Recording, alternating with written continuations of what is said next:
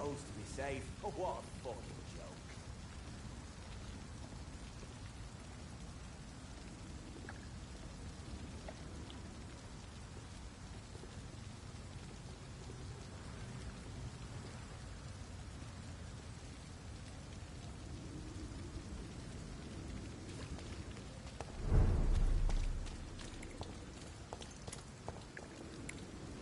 Good evening. Evening, Dr. Reed. Do you need medical attention? Don't get me wrong, sir. I'm grateful for what you've done, but I've never felt comfortable with doctors.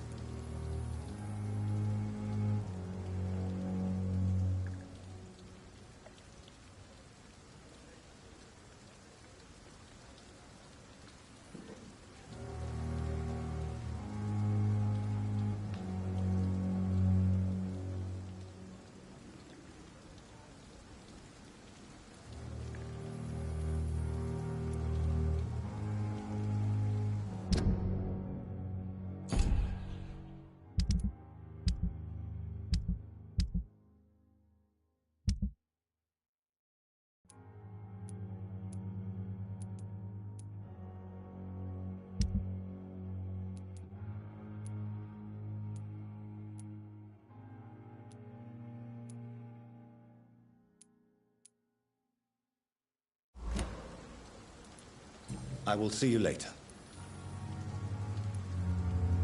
Goodbye, Mr. Thatcher. Try to take care of yourself.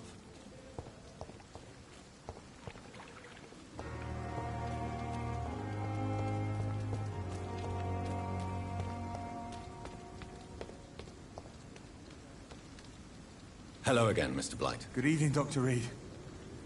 You doing your rounds as usual? Do you need medical attention, sir? No thanks, sir.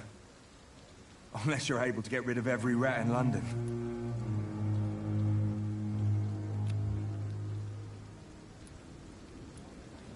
Goodbye, Mr. Blight. Take care of yourself.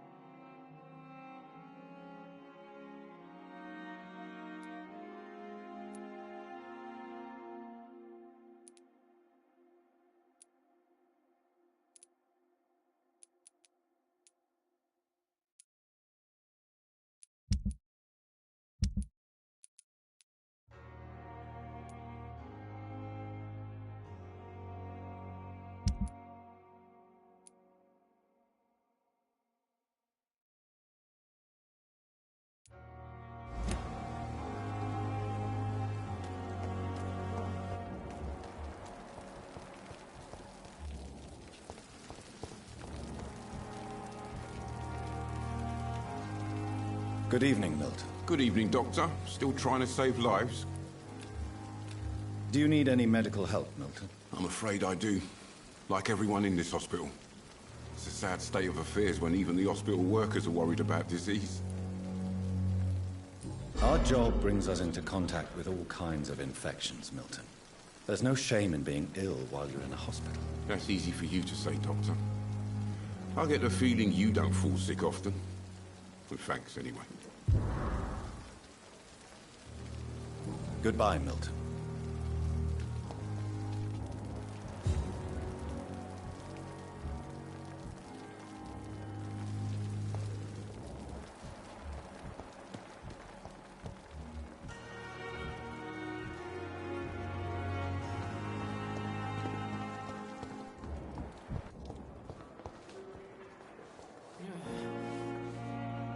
Good evening, Nurse Brannigan. Good evening, Doctor. Do you require medical assistance, Nurse? I will be fine, as soon as I can get some sleep. Nurse, you won't be able to help people if you're sick. Take this, and do try to get some rest. I'll try, Dr. Reed. Thank you. Goodbye, nurse. Call me if you need assistance.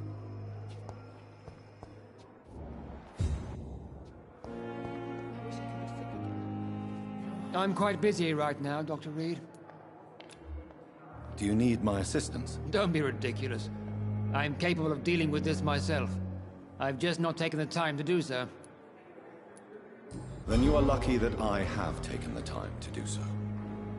Consider it a gesture of solidarity between professionals. I wish this hospital could have received as much attention from you, Dr. Reed. We do not see you in surgery very often. Thank you for your time. We'll talk later.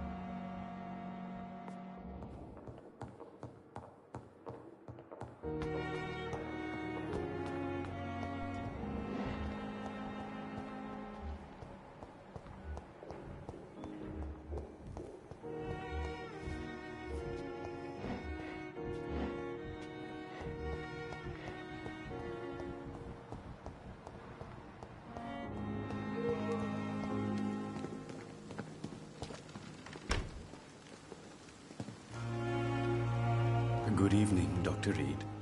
Such a pleasure to see you again.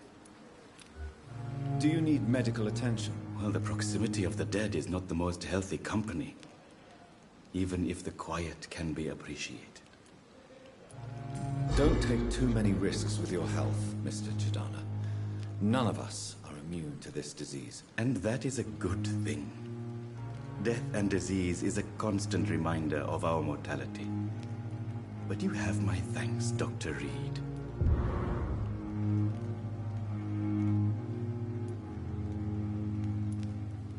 Goodbye, Mr. Chidana.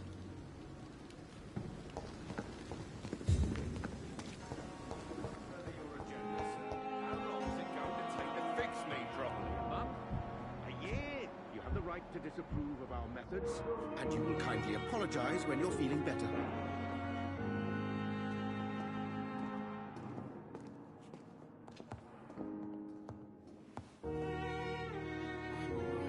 I will not. Good evening, Mr. Fiddick. Good evening, Dr. Reed. Any news about my operation? Is there anything else that's bothering you? Can I help in any way? Really? Why has no one else asked me that since I got here? I thought I was in a hospital. Unfortunately, you are not the only person who needs help. And complaining about it won't do you any good. Well, perhaps you're right, Dr. Reed. I'm sure if me missus was still alive, she wouldn't be happy with me going on like this. Goodbye for now, Mr. Fiddick. I'll see you later. Sweet girl. Reads me like a book.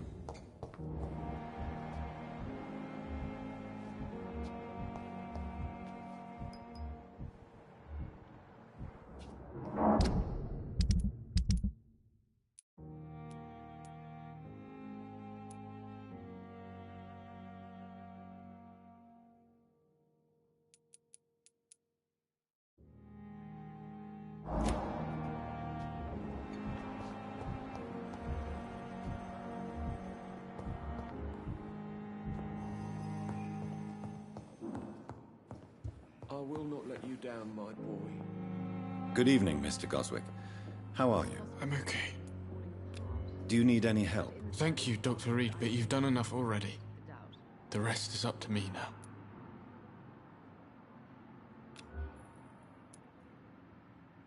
I have to go now, sir. But don't hesitate to contact me if you need any help. I'm all right. Don't waste your time with me. Good evening, Doctor. How is my son doing? Do you require medical attention as well, Mrs. Goswick? Do you know you're the only one who's asked me this? No. I don't feel well, actually. Despite what you think about this place, I can tell you with absolute certainty, taking this will help you recover. Well, at least your reputation seems well deserved. Unfortunately, I can't say the same for this hospital. Goodbye, Mrs. Goswick. Down, my boy.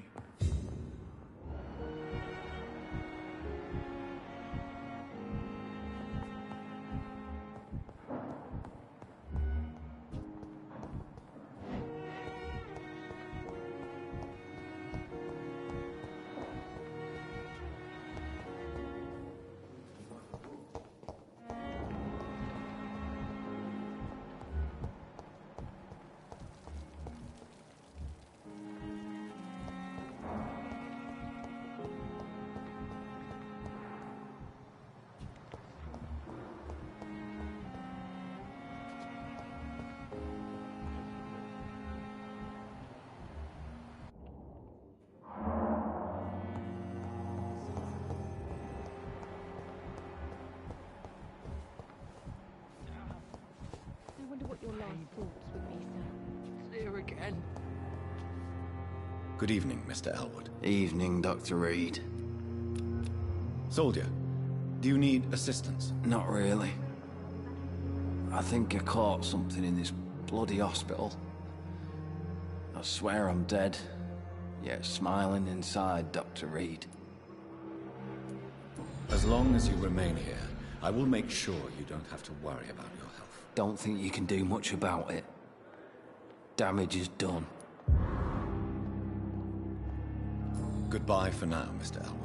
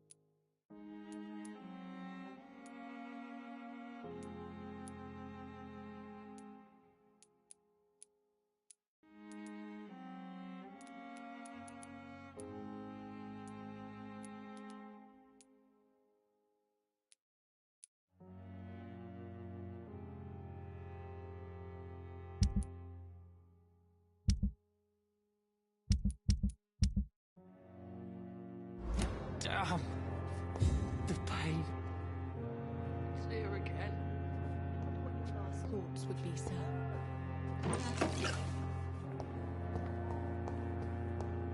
What on earth happened here?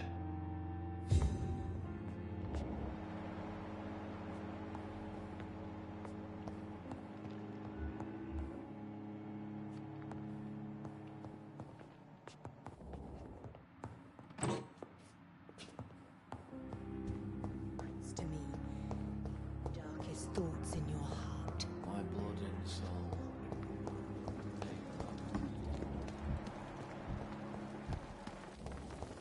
Perhaps I should have considered the offer. Good evening, Milton. Good evening, Doctor. Still trying to save lives? I'd like to see your goods. Wise choice, Dr. Reed.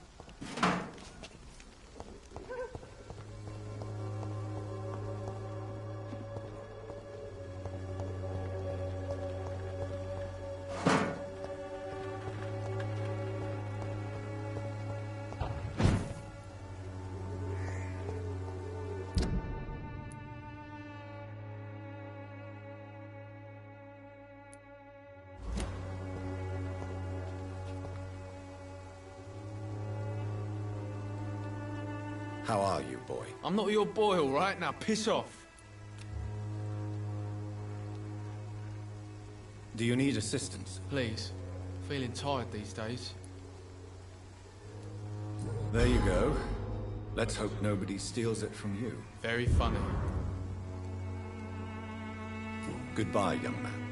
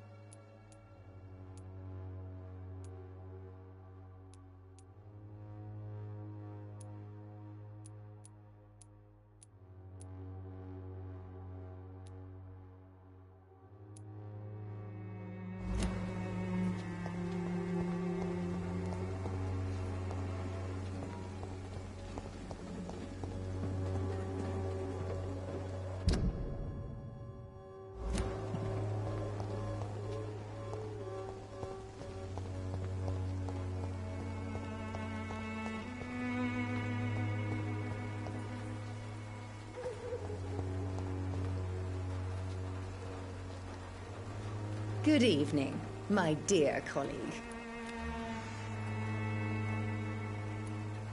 I'd like to see what kind of medicine you're selling.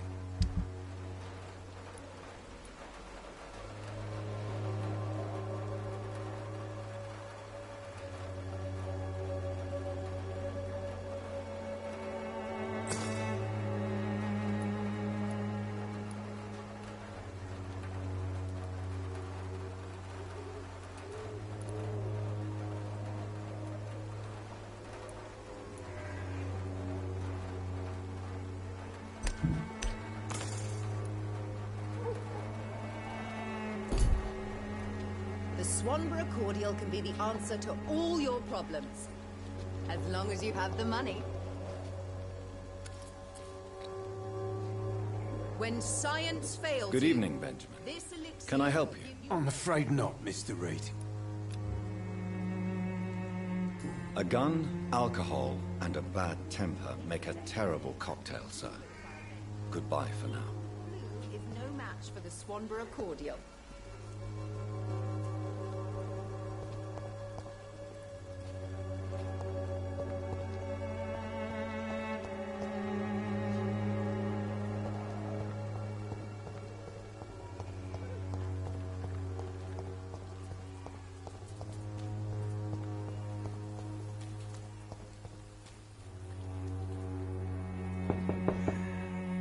Hello, Mr. Petrescu. Hello, Dr. Reed.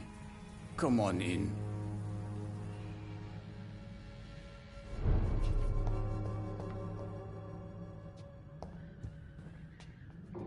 Yes? Do you need some help, Mr. Petrescu? I am very tired, but that is all. I don't need you, Doctor. Well, I think you do. Take this, and you'll feel better. Free drugs from an English doctor. It must be my lucky day. Goodbye, Mr. Petrescu.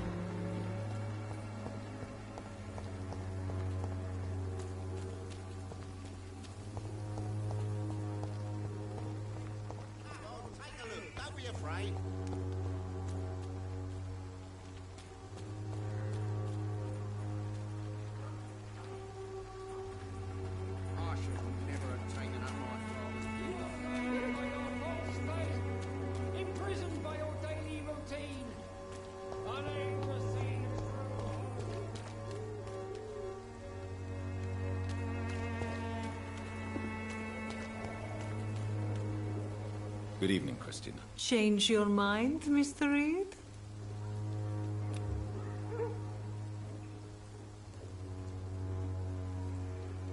Goodbye, miss. Take care of yourself as best you can.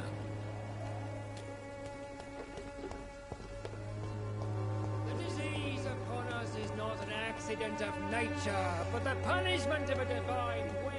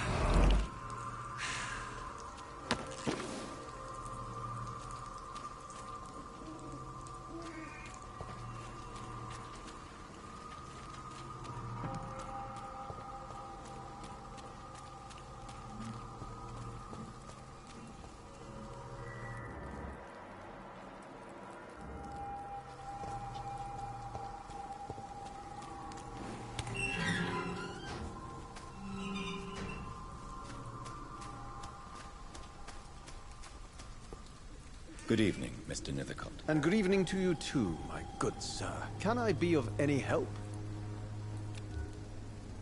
Do you need medical attention, sir? It may be wise to let you prescribe me something. I don't feel like I should. I understand your appetite for words and macabre beauty, sir. But you should be more careful. The nutrition of my mind is more important than my physical health. But I appreciate your concern, sir. I'll leave you alone, sir.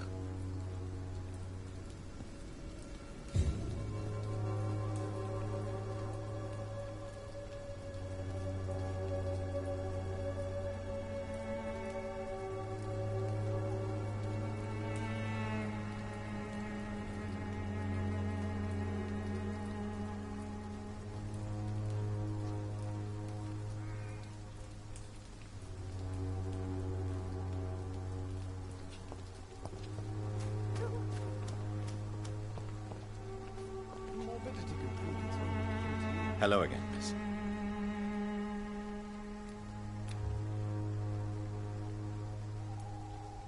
Hello, Camellia. How are you, partner? Come on, girl. Smile. Don't you know Dorothy and I have an agreement? We're on the same side. No? All right then, as you wish. Very well. Goodbye, then.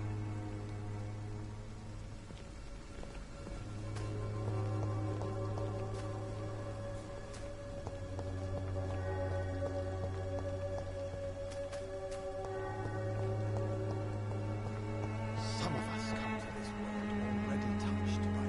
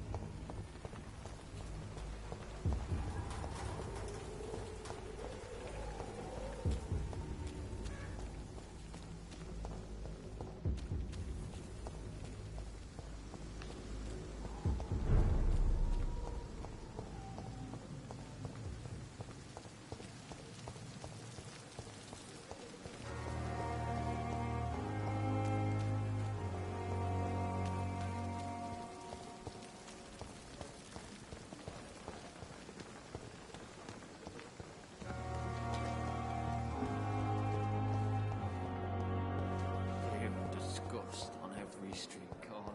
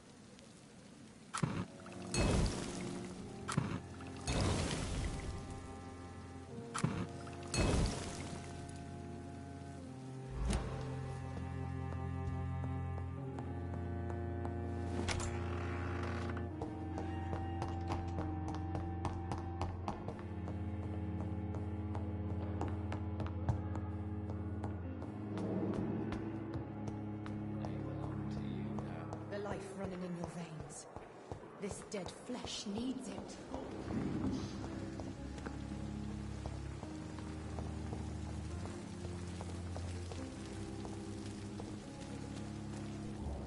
Perhaps I should have considered the offer. If only I were young again. Just a dozen years or so.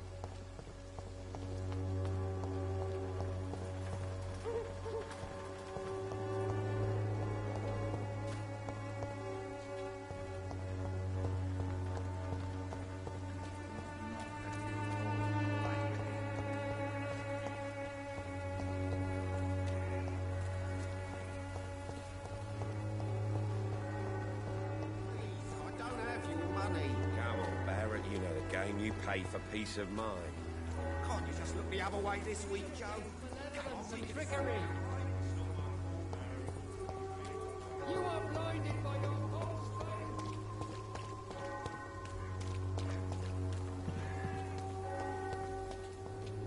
Pay me a glass of Good evening, Doctor. Can I help you? Do you need assistance? That would be nice of you, Doctor. Who knows what I may have caught during my investigation.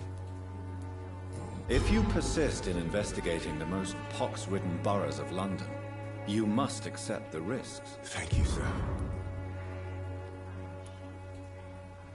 Have you any news of Nurse Crane and her dispensary? I'll never know what goes on in that place.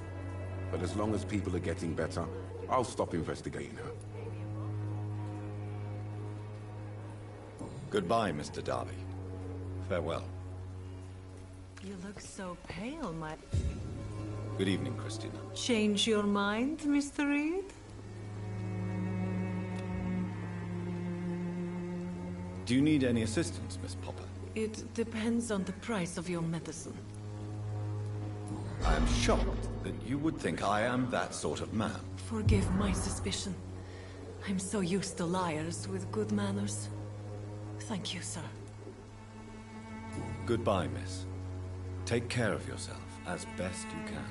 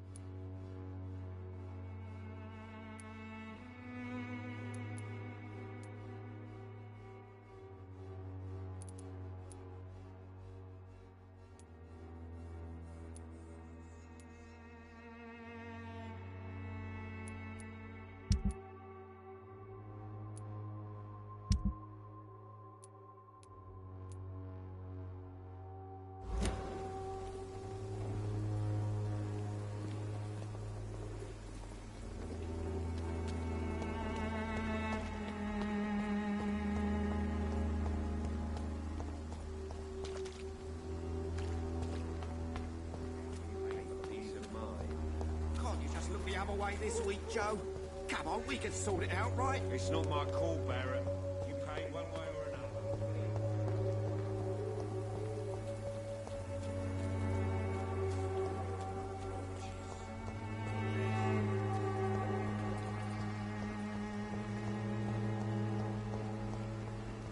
Its effectiveness has been proven by men.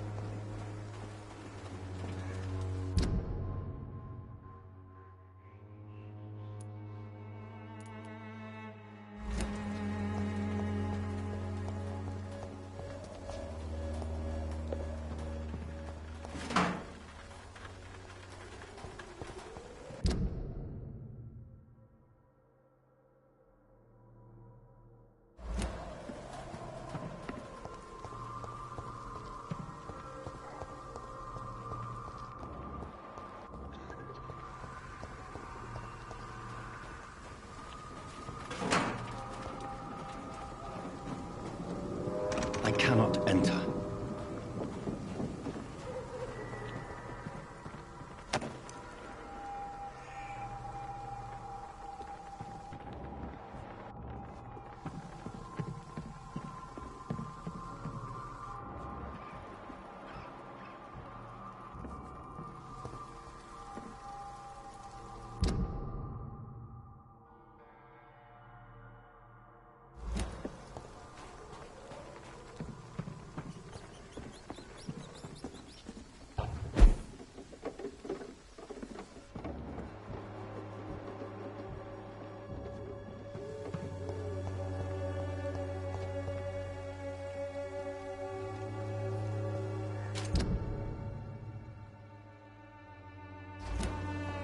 It's all a bloody joke to you, innit?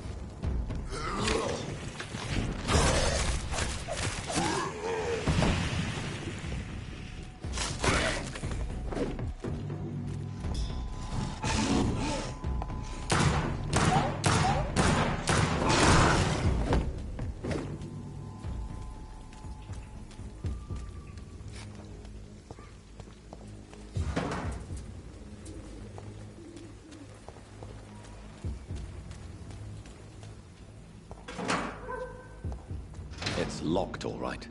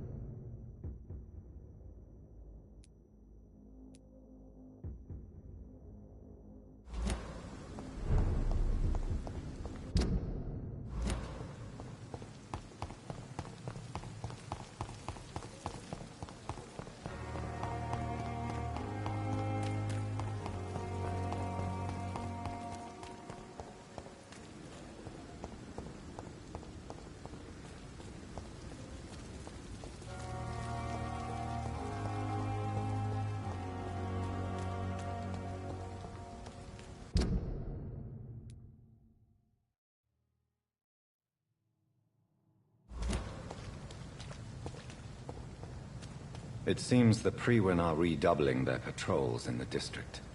I must be more careful. Fear no evil. We do. Back, demon. Back.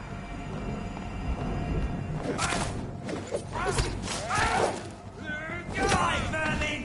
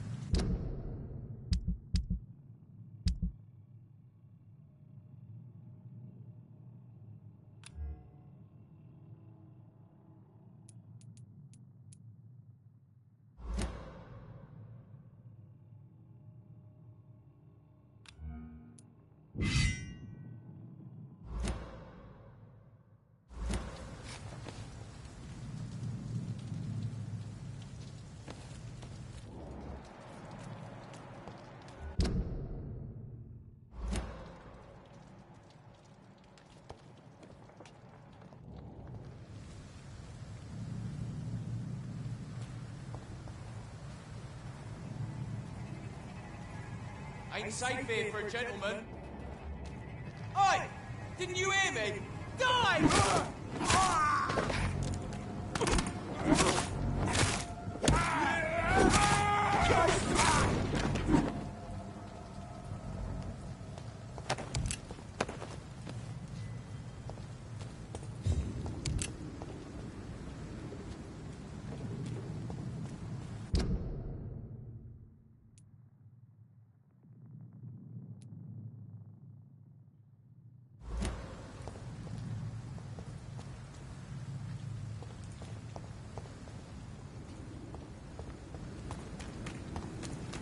stupid beast!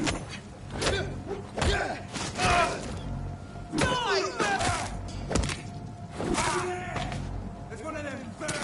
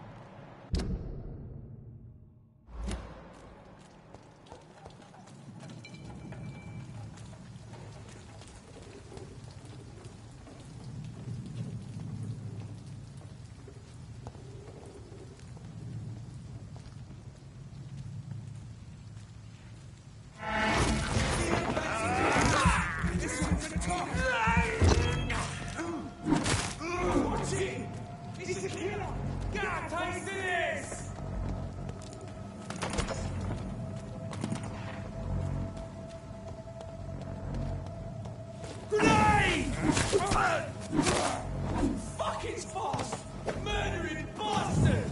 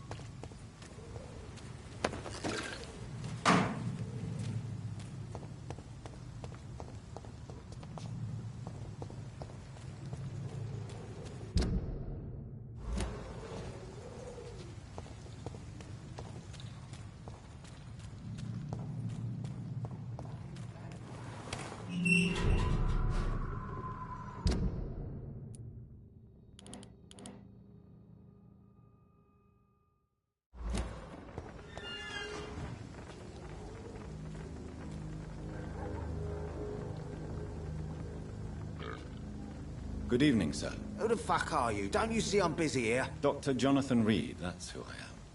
And who are you? Ah, some fancy gentleman we've got here. Clear off. We don't want strangers on our streets. So you won't tell me your name, then? The name is Booth Digby. Maybe I'll ask my boys to break one or two of your bones, just so you remember it.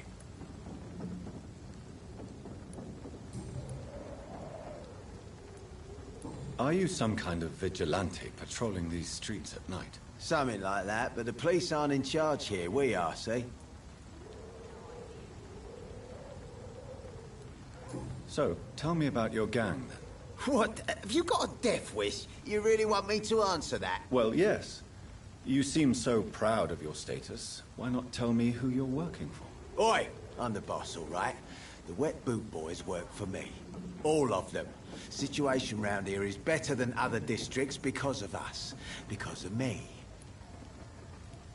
So you're a concerned criminal, is that it?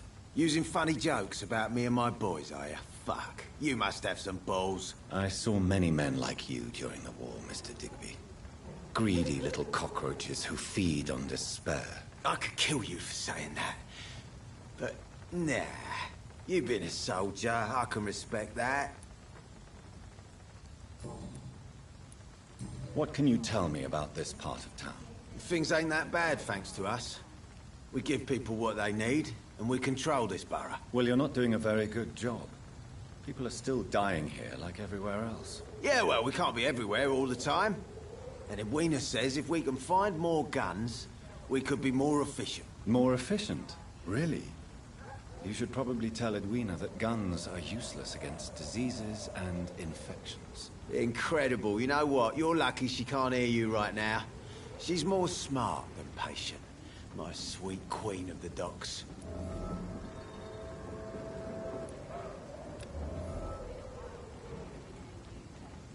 Do you need medical help, sir? Yeah, I do. If you can throw in some drugs, I can find use for that too. So you can sell them on the black market? Sorry. I'll only provide you with exactly what you need. Fair enough, Dr. Reed. Don't cost me nothing to ask.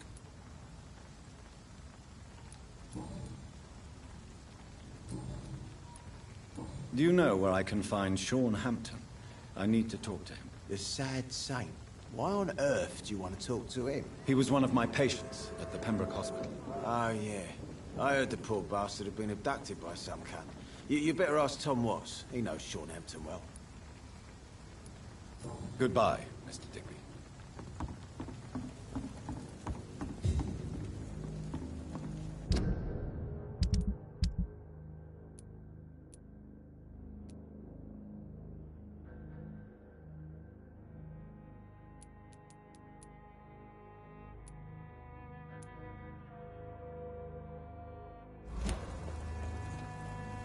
Good evening, miss. I am Dr. Reed. May I ask you a few questions? Who are you? What do you want? As I just told you, I'm a doctor. From the Pembroke Hospital, actually. The Pembroke Hospital, you say? I don't have any money for you leeches. I'm not here for charity, Miss... Miss Edwina Cox. So what do you want, then? Fancy buying something from me, maybe?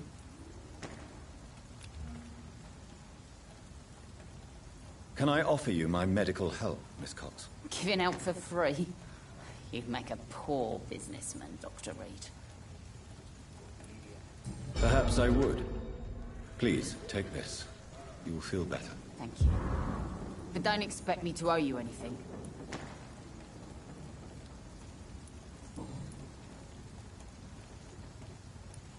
You still use your husband's name, Edwina. Why is that? Why shouldn't I? He may be a bloody bastard, but I'm still his wife, and his name means something round here. Are you aware of what happened to him? Yes. I'm sure he fought till the end and looked death in the eyes. The boys will mourn him. Except one of them, maybe. What can you tell me about your work? I'm a businesswoman. I buy and sell things, and I send my wet boot boys after anyone who don't play nice with me. Gang member and shopkeeper.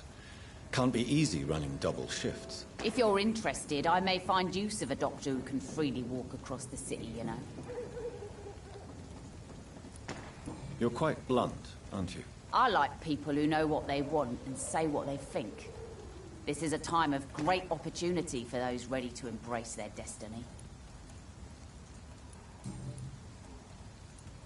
What can you tell me about this part of town? You can't trust anyone around here. As soon as you lower your guard, you can be sure some arsehole will take advantage of you. You sound like you're thinking of somebody in particular. Take the gravediggers of Southwark. They must pay me every week, but it looks like they forgot who gave them permission to steal from the dead. Looting corpses in a mass grave. That is a new low. Whatever. Hey, since you're a doctor and all, maybe you can access that forbidden area and remind those bastards what they owe.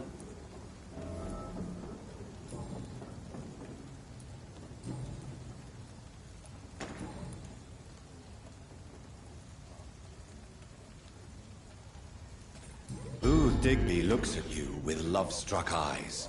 Tell me, Edwina, is the feeling mutual? You have no idea how refreshing it can be for a woman to receive all the pleasure she needs. For once. I'll take your word for it. What is it, Doctor? A woman's not supposed to talk about these things.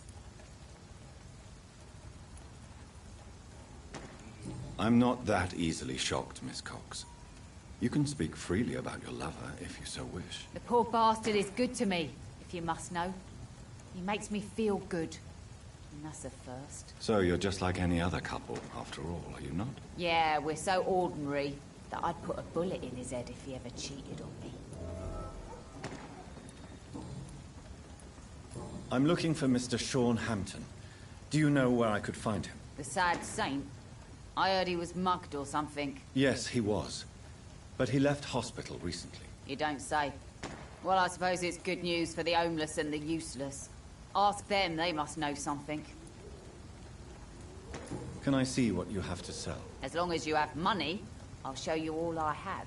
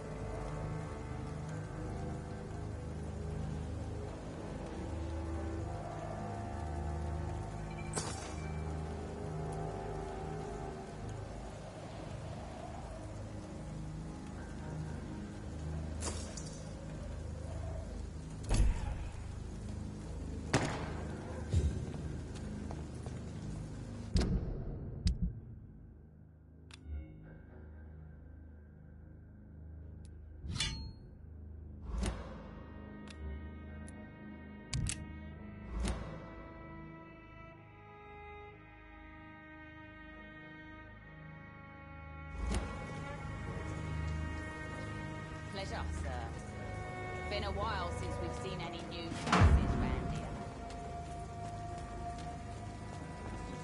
Mark my words, miss. These murders Not are a drop work of blood left in his body. This is the work of a vampire. I'm a of these creatures. A vampire hunter. You best be off to your hunting then. For if the sewer dog is back, and hunting all these poor folk, he needs a catching. A sewer dog? What's it look like? It's an old story. A monster with daggers for teeth and icy claws. It comes of a sudden night time. Good evening, Mr. Delaney. What? Ah, you're that doctor. Inebriation aside, do you need medical help? Yes. I feel sicker than usual these days. Take this, then. And perhaps you could try to slow down the alcohol intake, too. Hey, Doc, you don't really want me to stop the only remedy I can afford. I'm looking for Mr. Sean Hampton. Do you know where I could find him? I really don't know. I heard he'd been abducted. I don't know if he's back. Who could tell me, then? About the sad saint. I'll try asking Tom what's about him. Goodbye, Mr. Delaney.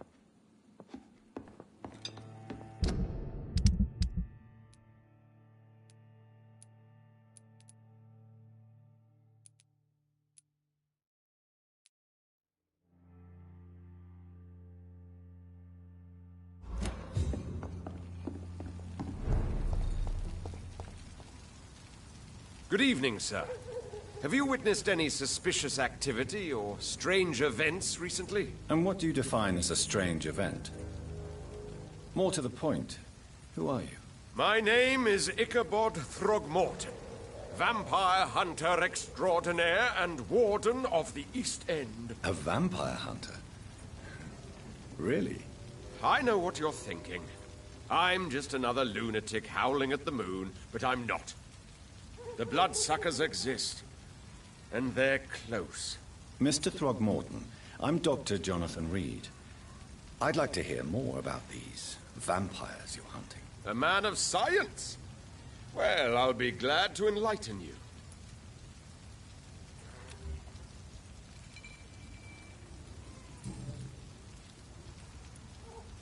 So, how exactly are you protecting these people?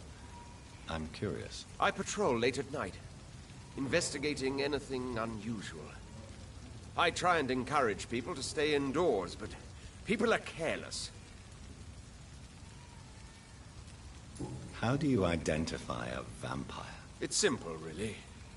They can't stand daylight. They're afraid of garlic and holy symbols. They also cannot enter a house without being invited. Have you ever killed one of these creatures? Yourself, I mean. Of course I have. What kind of question is that? It's a dirty business, believe me. Can I help in any way? Actually, yes. I plan to put up posters to alert the population to the vampire threat. Are you asking me to paste posters about vampires around the docks? If you wouldn't mind. If you did that, then I can focus on my patrols. What can you tell me about this neighborhood? Did you hear about what happened to Jack Gillingham? Oh boy. It's a shame I wasn't around to protect him.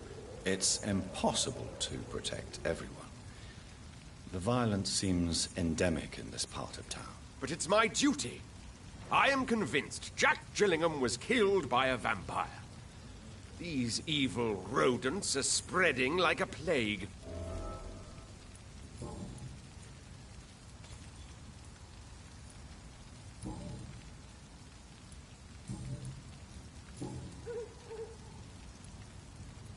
Have you heard of the Guard of Priwen? Of course.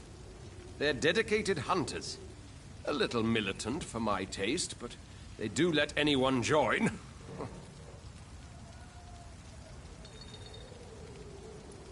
Were you ever tempted to join the Guard yourself? I did think about it, but I'm more of a silent hunter. They're more of a sanitary militia. So you hunt alone? That sounds risky. Vampires are just like every other predator. They hunt when they're hungry and follow certain patterns. It's just a matter of observation and patience.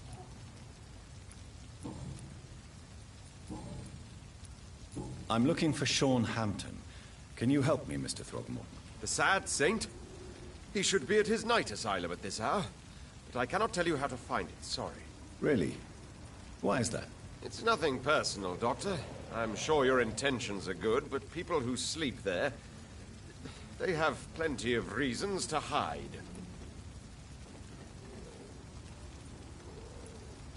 I could make you tell me, but I respect your refusal. You really believe Sean is a saint, don't you? All I will say is this. Gossip has it that when he was a child, he was molested. By a priest of all people. Funny thing is, though, it only strengthened his faith. Maybe at least you can tell me who could help me find him. Tell you what, go and chat with Tom Watts. He's a bartender and good judge of character. If he talks to you, then it's fine by me.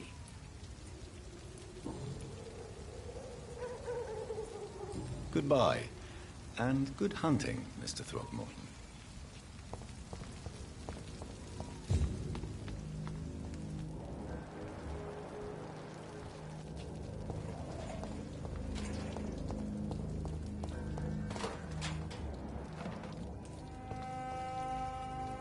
Hello, boy. Hello. Good evening. Did I scare you?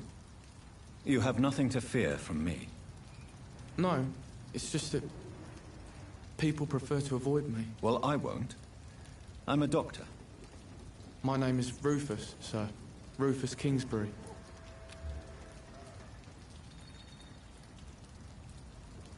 Do you need help? A real doctor caring about me. That's a first. I feel like a real person. A real doctor treats everyone the same, Rufus. I don't know what to say. Thank you, sir. Thank you.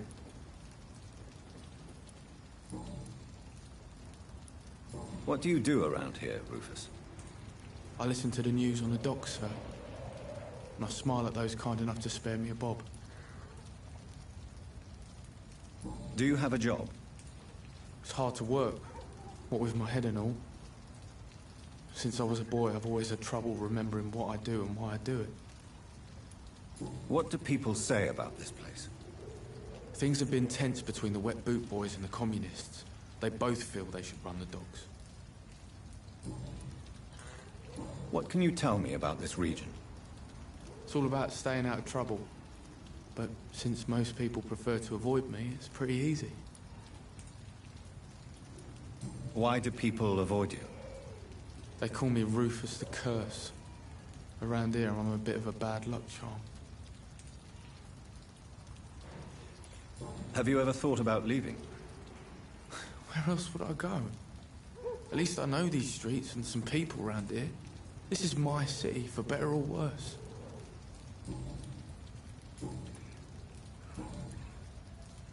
Are you alone? Where is your family? I don't have any. My parents are dead. So you have no home? You're sleeping rough? No. I mean, yes. I live on the streets. I have no home.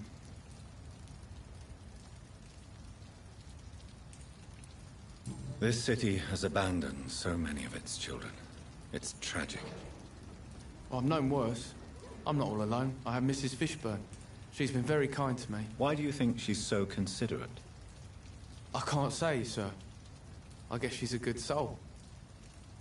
Sometimes it's like she replaces the mother I lost, even if we're not related.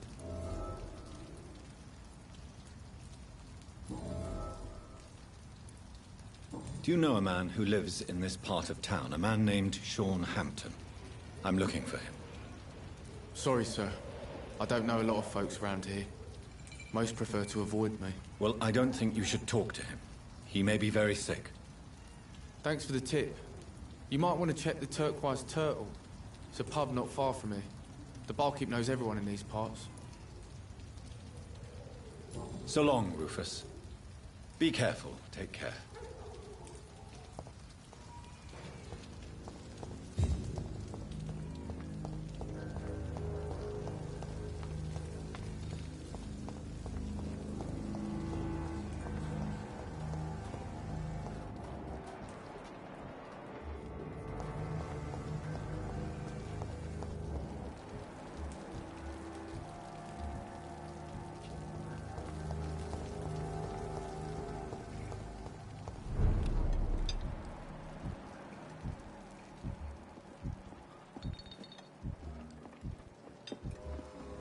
Sounds like...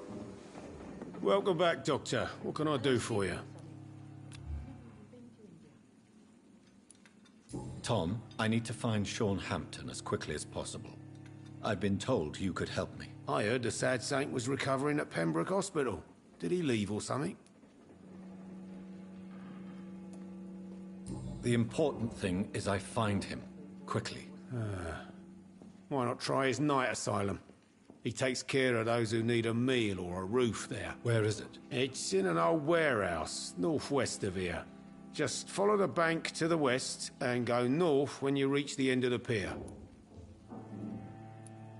I believe he returned to his flock. Can you confirm that? Oh, I bet you're right. Sean can't help but worry about the poor and sick. Oh, I guess it has something to do with what happened to him as a baby. Please, tell me. Well, I don't like to gossip, but I heard that the sad saint was abandoned as a baby in front of a Catholic orphanage in Dublin. Well, would explain his faith and need to help everyone.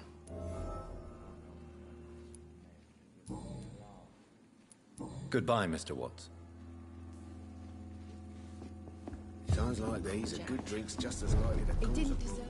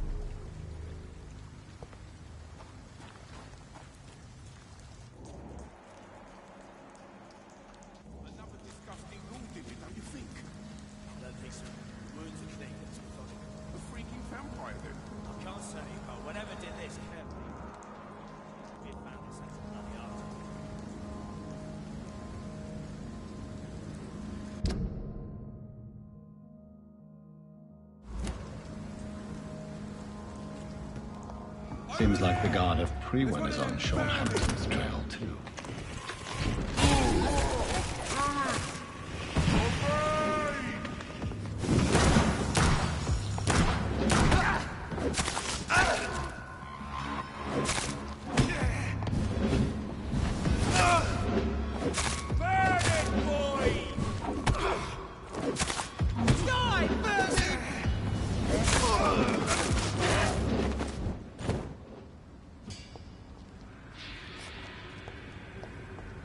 The wounds on this corpse are deep, the result of rabid rage.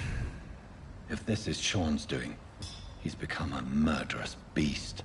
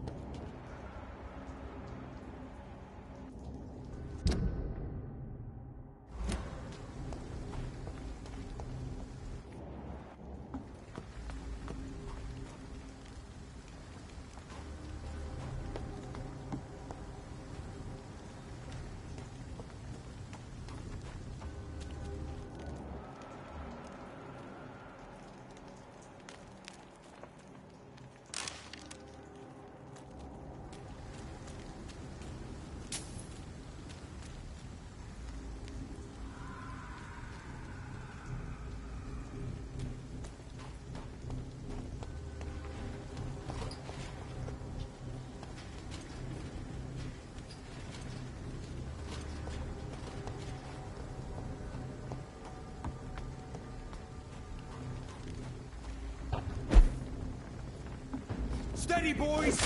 Die, Berlin!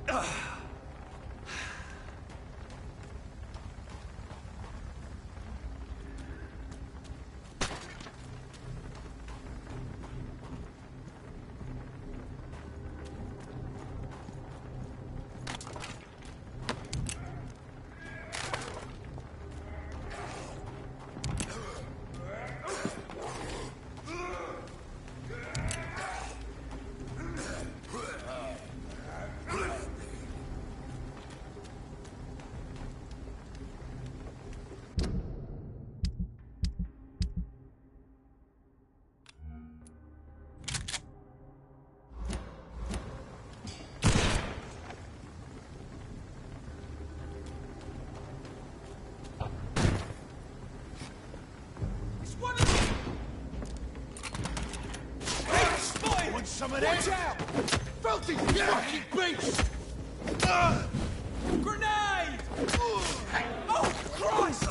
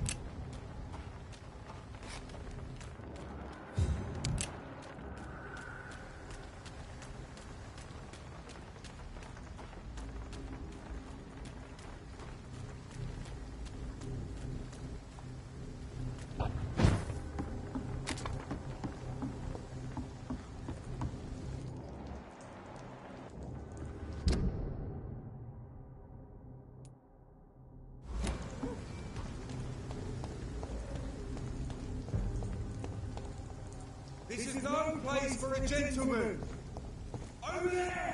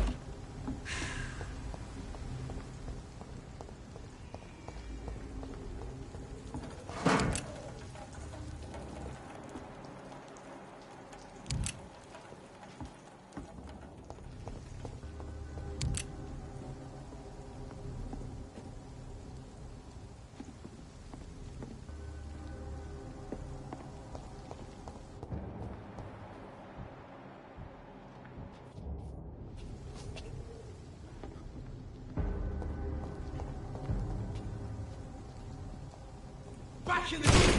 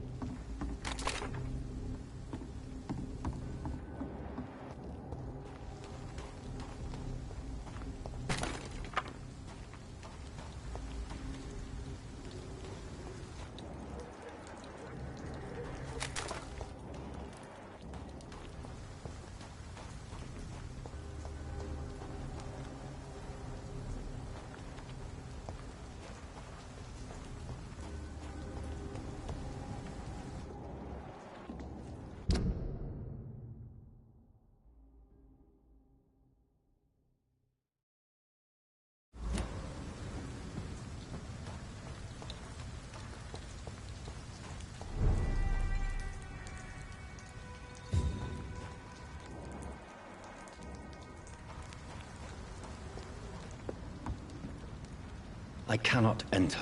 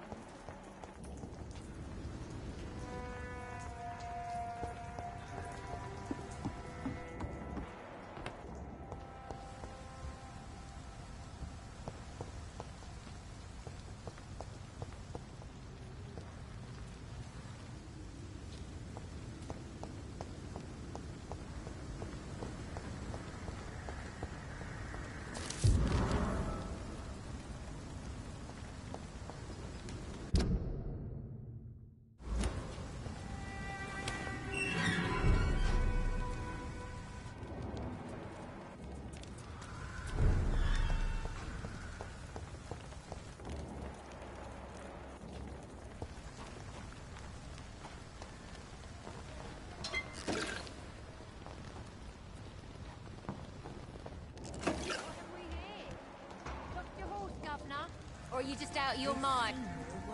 Good evening, miss. I'm Dr. Jonathan Reed. May I have your attention for a minute? Good evening, sir. My name is Giselle Paxton, but I don't have time for men like you. Have we met before? No, but I just need to look at your fancy clothes to know that you must be desperate to visit the docks at night. That's quite judgmental of you. Sir, I've led enough strikes when I had a job to identify you as an enemy of the working class.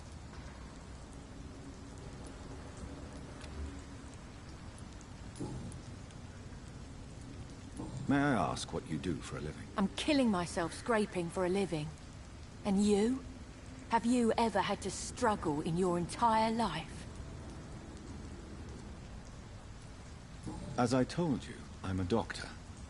You have to work a lot to earn that title. Oh, a doctor. Born with money in a nice house, were we? Was Daddy a banker or a doctor himself? Why such hatred? Are you judging me by my clothes and my job? Course I am. Fuck, you're so blind. You don't even see your privilege. Lazy people like you disgust me. What can you tell me about this vicinity? Tell you what, just spend a few weeks here, and then ask me that question again. If you're still alive, I mean. You don't know me, Miss Paxton, and yet you see me as an enemy. Oh, your manners, your clothes, your words tell me everything about you, sir. I know your kind, and you don't belong here.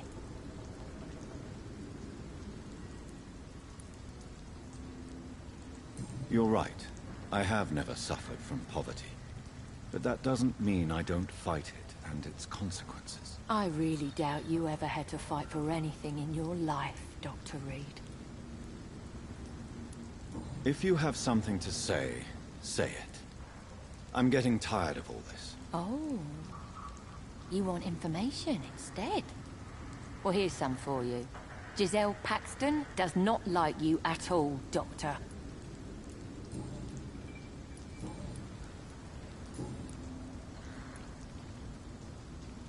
You speak of strikes and class enemy. Am I right to assume you're involved in trade union activism? You bet I am. Well, I was. Nowadays, I'm just another worker blacklisted by the big companies.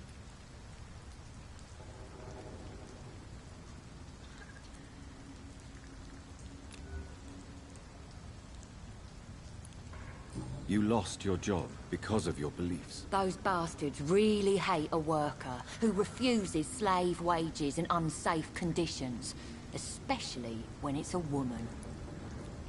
Isn't the whole point of trade unions to help workers in need? Why don't they support you? A few nights back, I lost the money my companions had asked me to hide. With me and my sister being penniless, they thought I stole it. What really happened? I drank too much that night. Strange men saw me count the money in that bar. Some sort of militia in uniform. I'm sure they robbed me.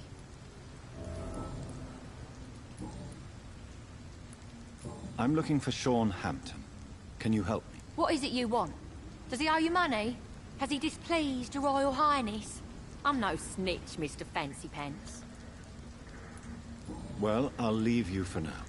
Goodbye, Miss Paxton.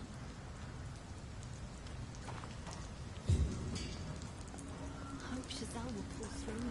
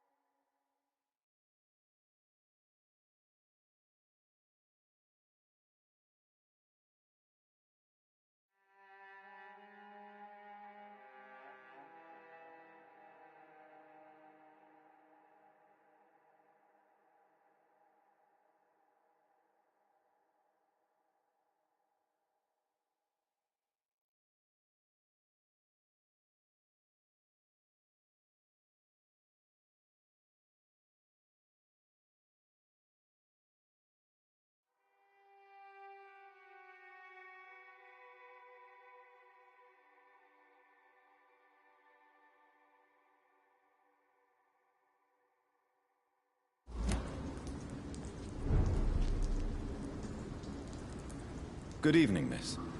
I'm Dr. Jonathan Reed. Can I help you? A fancy doctor lurking at night by the docks? Not fishy at all. And what about you? Working outside at night in this dangerous part of town? You want to know my secret? I'm trying to earn money. And I'm Lottie Paxton, by the way.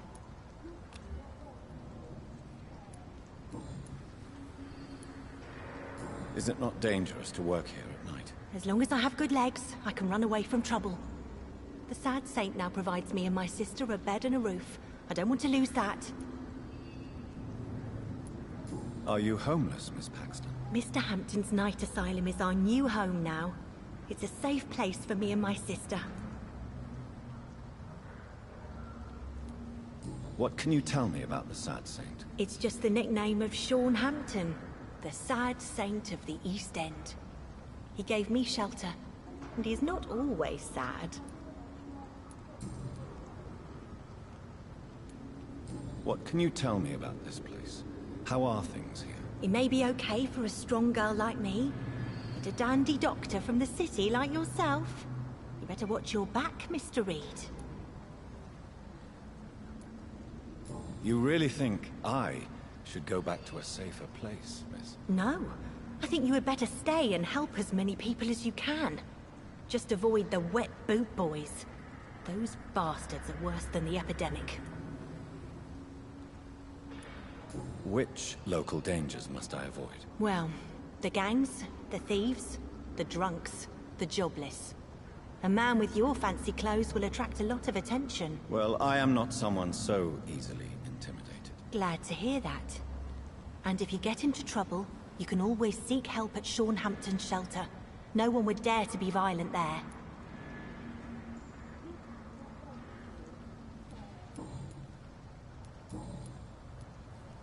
I'm looking for Sean Hampton. Can you help me? Mr. Hampton must be in his office at the night asylum he manages, I suppose. Why do you want to see him? He was a patient of mine at the Pembroke Hospital, but he left abruptly. I see. Well, Mr. Hampton is a discreet and dedicated man. I'm sure you'll find him soon enough. Goodbye, Miss Paxton.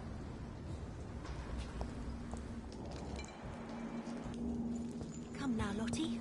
There is still much work to do.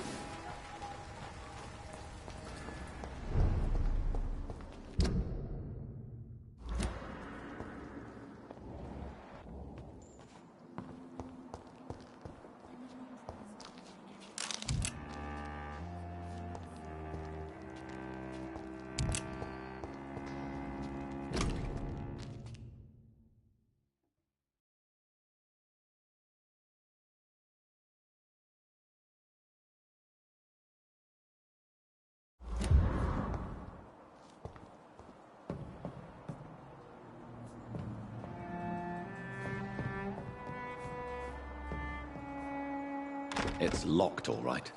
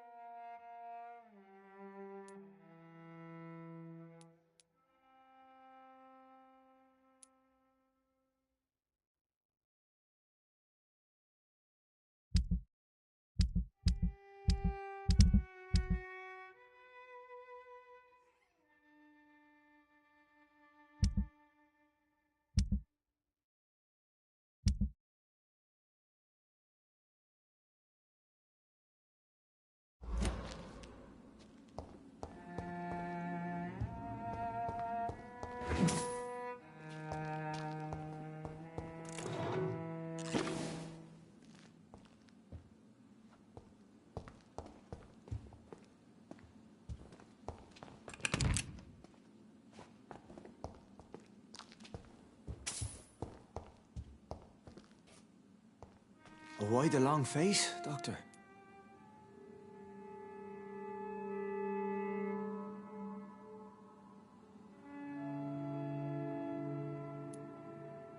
It looks like we both have changed a lot.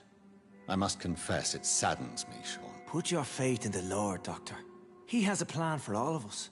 We may not always see it, but he does. Since you left Pembroke, the amount of blood that has been shed, it's hard to believe you, Sean. Ask what you will.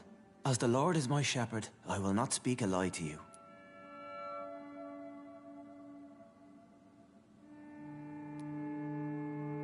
Aren't you afraid of what you've become? We are blessed, Doctor. Can't you see it? The Lord has made us able to walk amongst the plague and aid those that need it.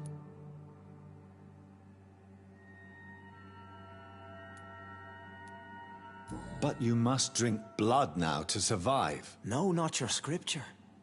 Whoso eateth my flesh and drinketh my blood hath eternal life, and I will raise him up at the last day. So saith the Lord. I only need to eat flesh, no blood. Do you think this is a blessing when God's own house and holy symbols repel you? If that is your burden, Doctor, so be it. But I do not fear the cross, nor am I forced to take the life of another. My kind doesn't share your imperfections. Why return here? This is my home. These people are my flock. You will always find me where I am needed. Wonders never cease. Skal managing an asylum. And what of you? A vampire doctor? Meals laid out before you. Yet you restrain. And what about William Bishop? He tried to take care of you. But this hunger, this thirst, cannot be restrained. Alas, poor William. He had a good soul, but was weak in spirit. He could not shake the thirst for booze, never mind blood. But have faith. My will is far stronger than his. Why did you kill Miss Jones at the Pembroke Hospital? Killed old Harriet? You must be mad, Doctor. Why would I do such a thing?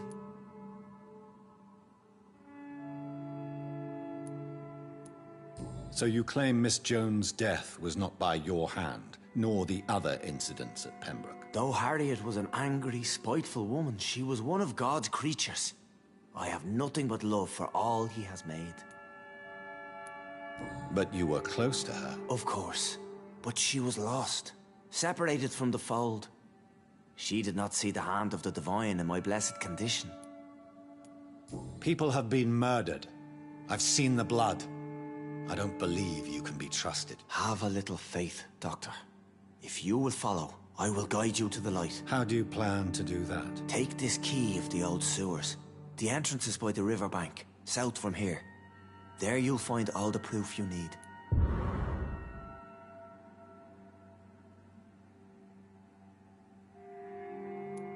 Very well. You have definitely intrigued me. I hope you're right, Sean. I'll be here when you return. If you still think I'm a threat then, well, I'll surrender myself to your judgment.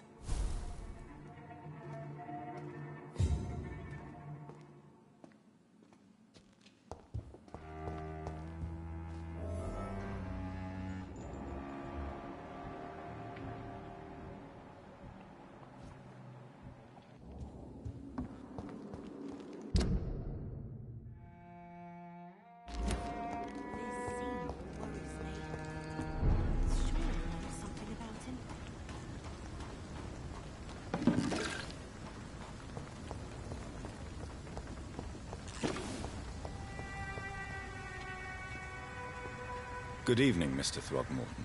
Dr. Reed, can I be of any assistance? Have you noticed anything suspicious lately? Goodbye, and good hunting, Mr. Throgmorton.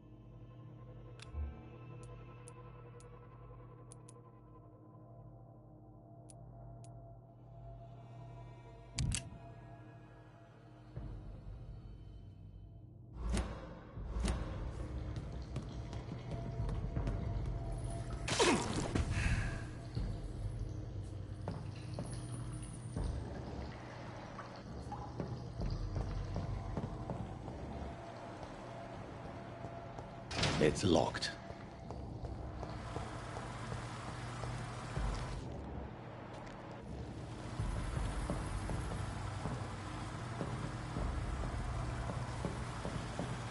That doesn't work.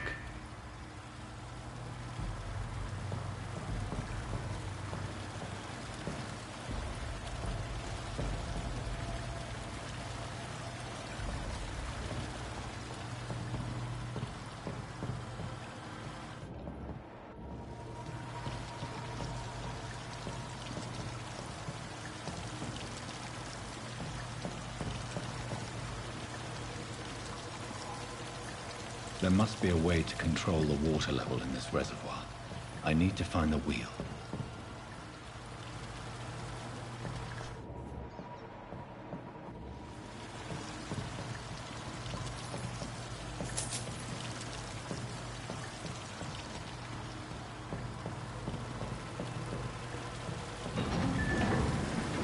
So that's it. These wheels control the water level.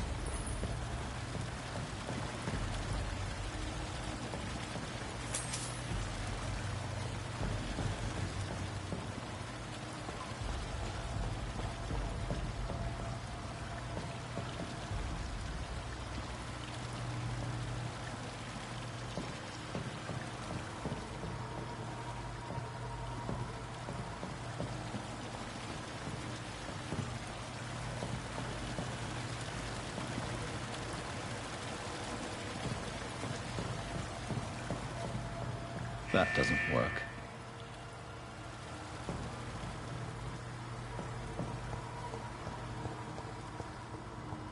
It's locked, all right.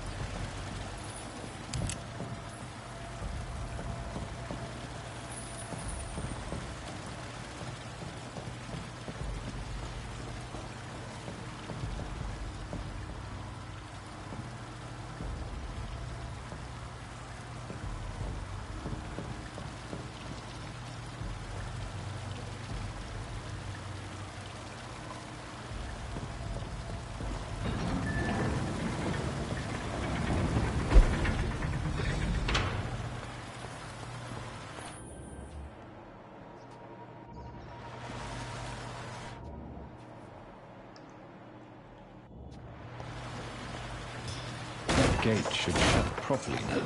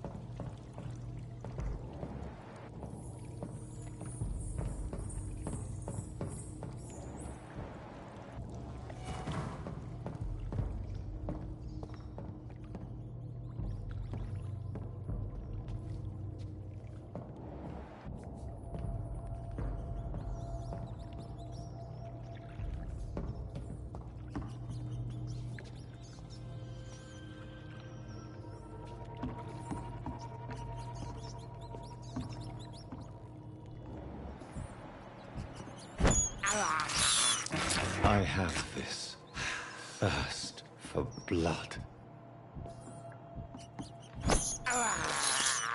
This is despicable. I have this thirst for blood.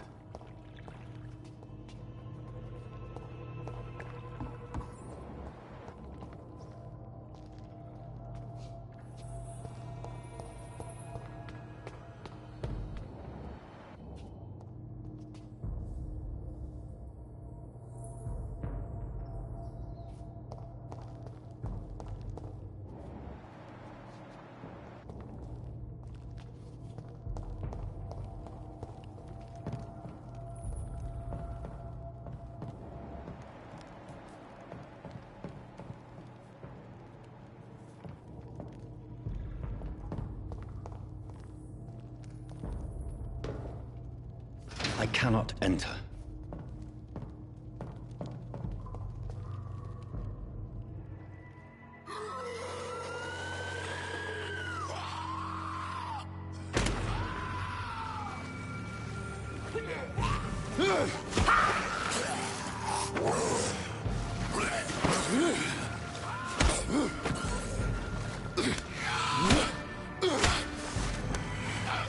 These maggots have escaped the wrath of Ascalon for too long. It is time to purge the sewers of their filth. You again! The one they call the sewer dog. Hold your tongue, newborn, or I'll crush you like a maggot. You've let the beast consume you. Finally! A touch of lucidity. Learn to respect the laws of Ascalon.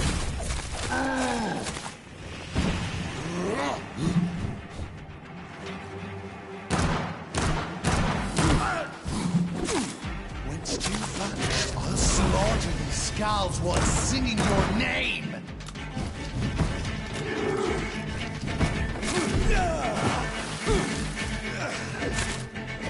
Tear them apart and spill my blood to the pit, slow as a snail!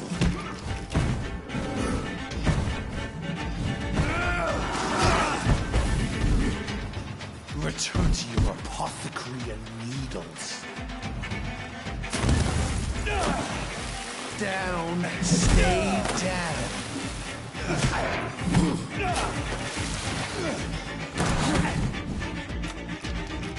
Foolish Ekon!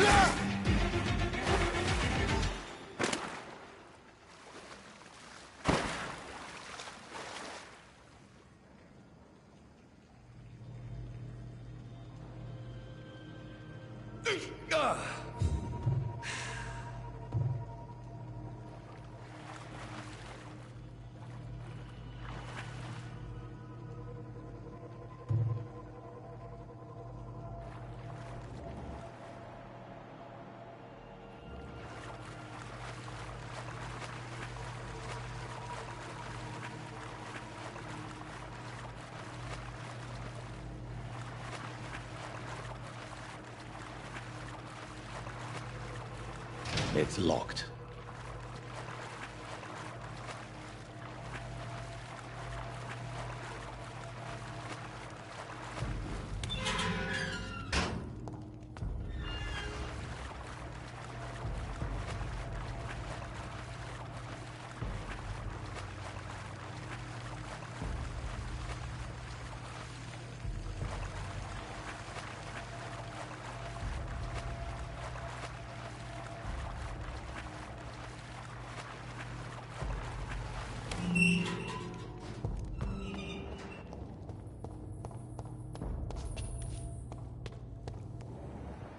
At least one skull escaped Virgil's wrath.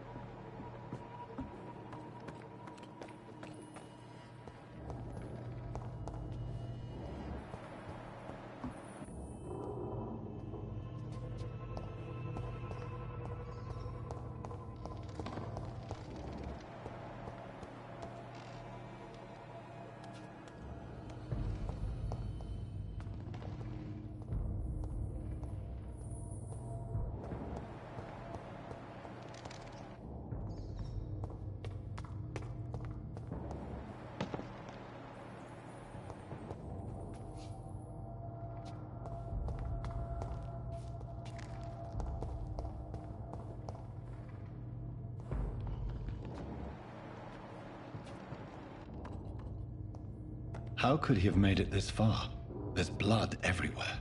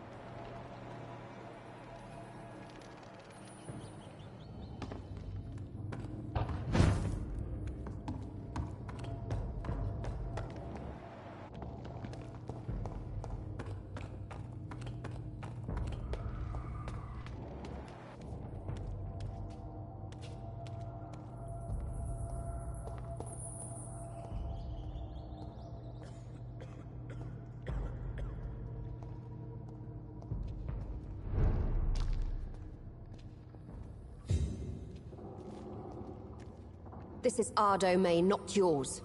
You've been warned. Wait, I saved you from this creature. That must count for something. Thank you. Now go. Go back to the streets and houses. There is no love lost between us, Vampire. But thank you.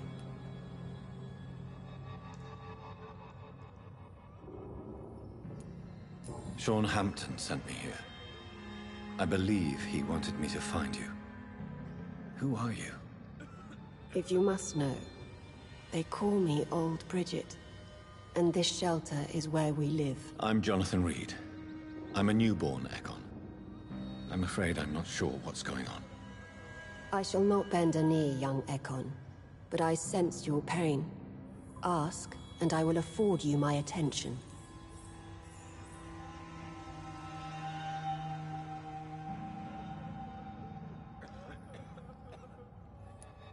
Why was that creature after you? Fergal is the blunt instrument of the Ascalon Club. His masters would see us dead or turned into slaves if they had their way.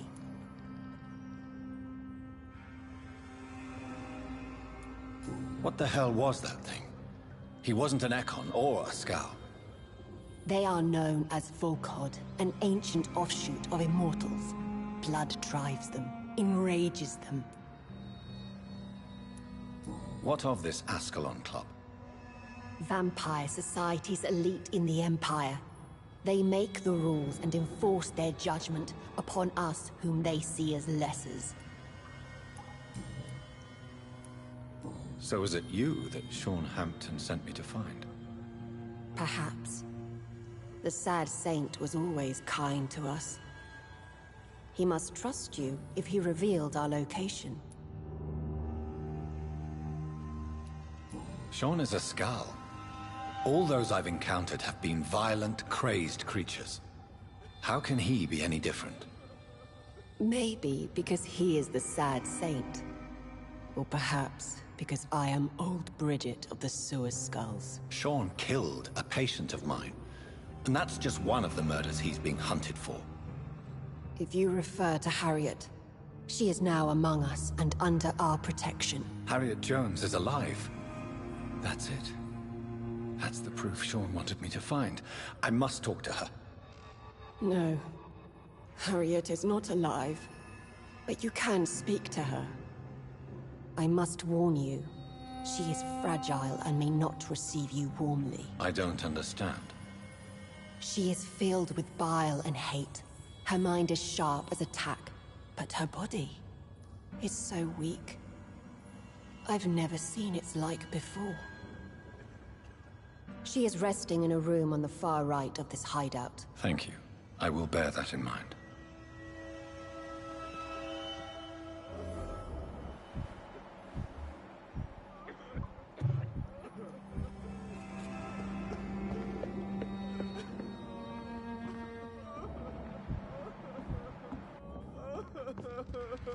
Eternal gratitude for your protection, Master.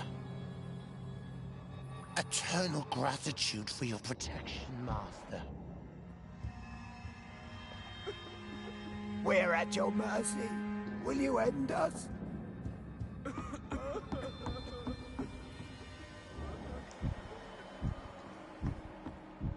Old Bridget says you are one to trust. Keep your distance, Echo.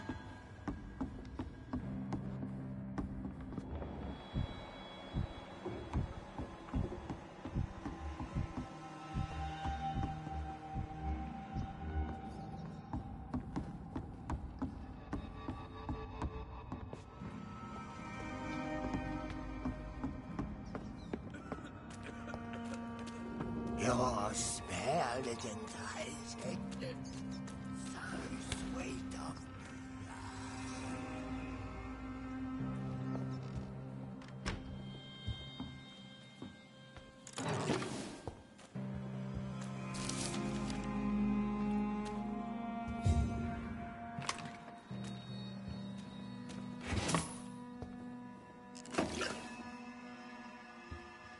Hello, Harriet.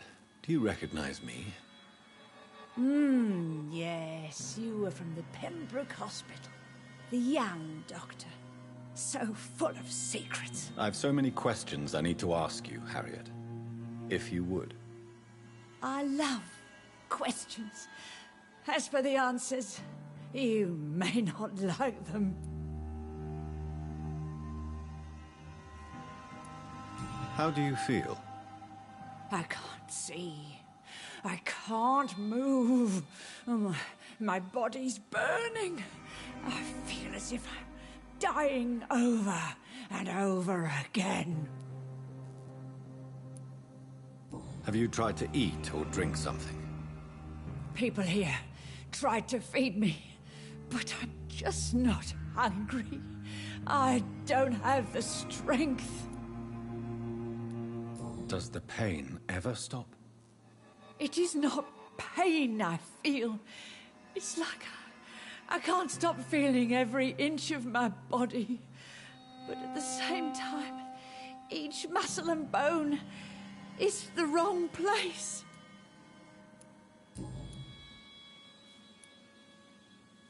Your room, the blood. What brought you to fake your death in such a gruesome fashion? To see if I would be mourned.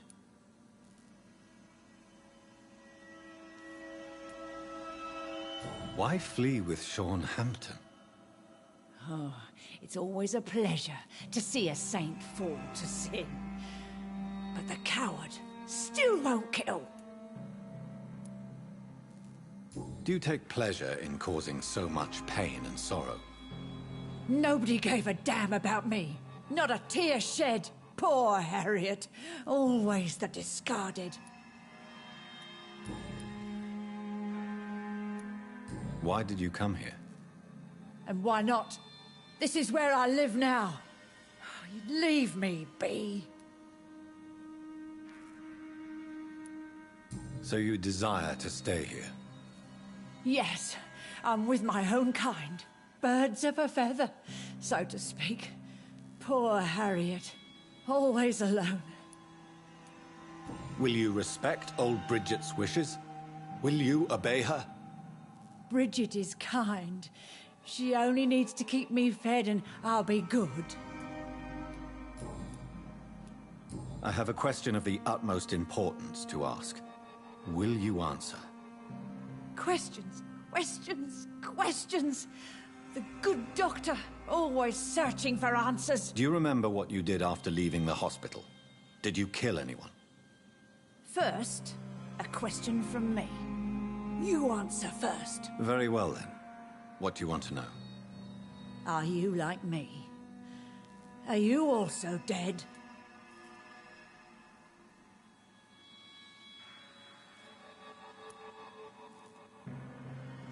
We are not dead, Harriet. Death no longer pertains to us. We are different. I like what I am. I truly do. I relish the pain that courses through me. I know you fled the hospital with Sean Hampton.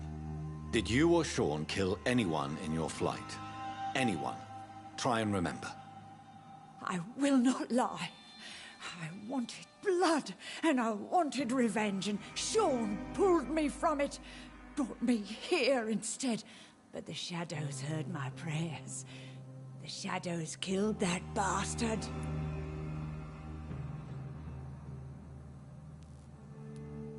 Shadows? Tell me what you saw. The shadows, they heard me and answered. Something in the deep darkness, quick, deadly. It asked me if I wanted revenge. I answered, yes. And these shadows, this presence, do you still hear it? Was it a vampire? Did Sean see it? It spoke only to me, and now it is silent, but it is born of hatred. And it will kill again. And it hates you, Doctor. Oh, it hates you. What makes you say that? It whispered your name, Dr. Reed. It wanted to know who you were and where you went. Questions about me? What did you say? Nothing, Doctor. I said nothing. There was nothing it didn't already know. Oh, I'm tired now. Let me rest.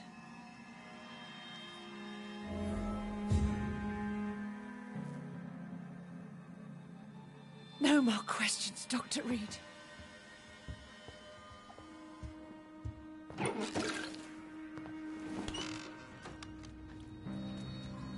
Have you found the answers you were looking for, young Ekon? There is too much left unanswered. So many questions. Get to know us. Spend time with us. And I may be willing to answer more questions.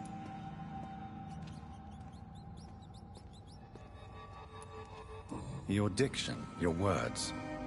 You do not carry yourself like most Skulls I've encountered. True. I'm not like most Skulls.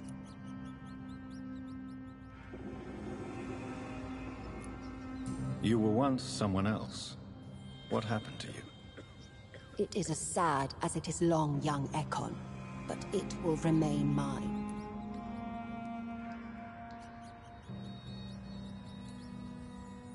Can I be of service to you? We ask but one thing. Reveal to no one our secrets. Do not betray us.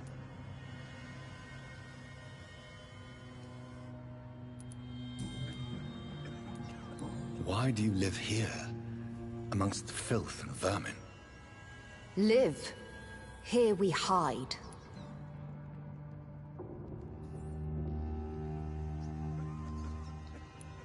What are you hiding from? From the guilt, the shame, from the hunters and the light. And of course, our past. Why don't you leave the city? Hide somewhere far from the Guard of Priwen, the Ascalon Club. We are the Sewer Skulls. This is our domain. We have run as far as we can, and now we hide.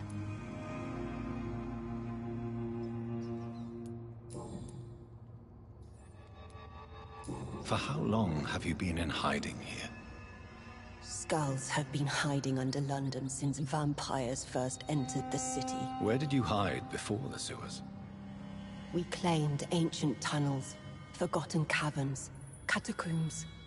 We are Skulls, groveling beneath the feet of our makers. What manner of creature is Harriet? She is different from everyone else. I really don't know. I'm not even certain she is a Skull. I've no idea as to what blood made her. What is a Skull, in fact, in your honest opinion? The progeny of a vampire, disavowed by her maker. Perhaps a fruitless branch of a noble tree. A word used to enslave us. I cannot say. You mentioned that vampire blood has tremendous potency. You believe it to be stronger than your own? The The vampire's sweet blood. That rich, dark wine that we crave. For it made us, and it can sustain us. I thank you for your time, madam. I must go back to Hampton now. Your kindness has been ample payment, Ekon. To protect us, I'll close the access to our hideout, but you can use our shortcut to reach Mr. Hampton's shelter. Just follow the arrows. Thank you, old Bridget. I hope we'll meet again.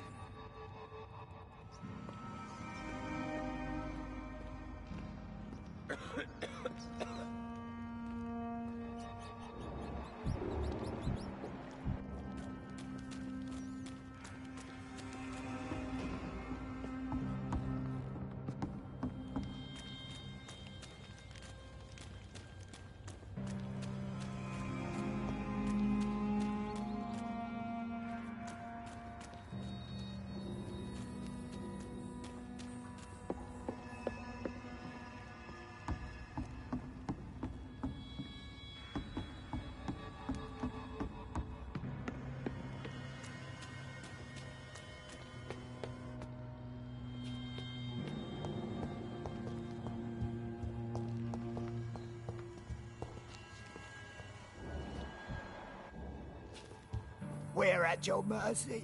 Will you end us?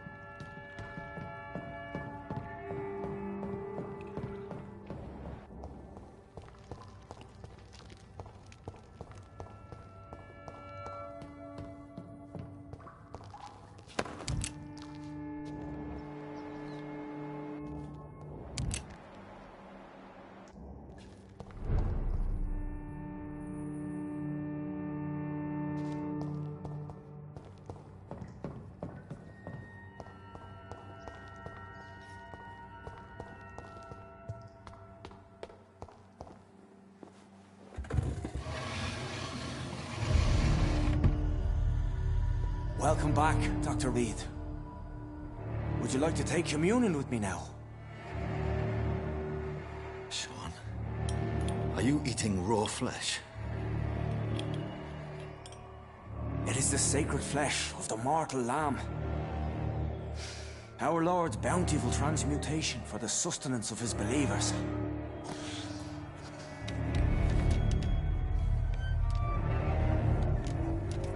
Thank you, Lord. I am your most humble servant. So, true to your word, you waited for my return. I told you, Dr. Reed, I was a man to be trusted. Did you have words with the poor Harriet?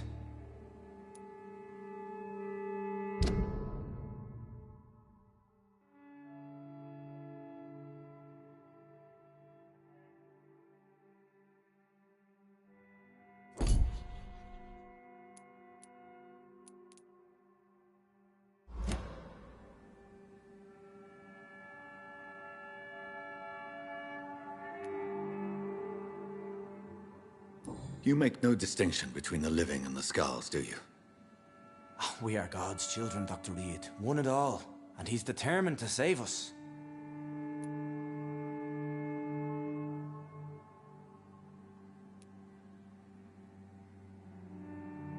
Harriet, Miss Jones has been behaving in a most violent manner. She's going to need special attention. That's precisely the reason I brought her here. To meet old Bridget. She's the guide Harriet requires.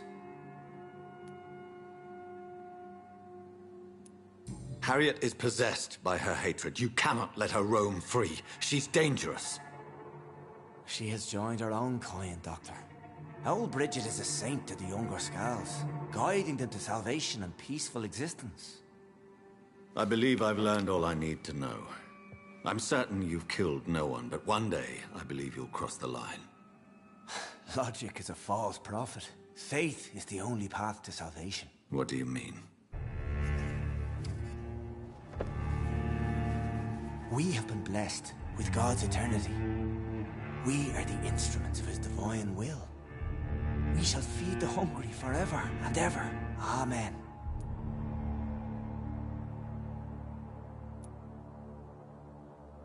I will strive to emulate your merciful nature, Sean, but it's a difficult pledge to make. Give yourself over to God, Doctor. Expel your urges and kneel before the Lord in praise. These urges... You know the hunger will never be satisfied. I've come to embrace the everlasting craving. I have sworn to feed only upon the flesh of the dead. It is now my sacrament. Take, eat. This is my body. So saith the Lord.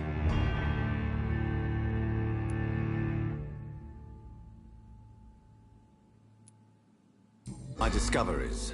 Vampire blood would enhance your metabolism, perhaps even heal you. If what old Bridget says is true, I'll give you some of mine. I'd rather not. It would be extremely awkward. You have no choice, Sean. It's the only way to protect your chettle, those still amongst the living. No, Dr. Reed. God made me this way. Who am I to disobey His will? You believe that God's plan was for you to be abandoned at birth? The Lord works in mysterious ways. I can't imagine God intended for you to be molested by a priest in an orphanage. Drink, friend. No. I said kneel and drink. Now.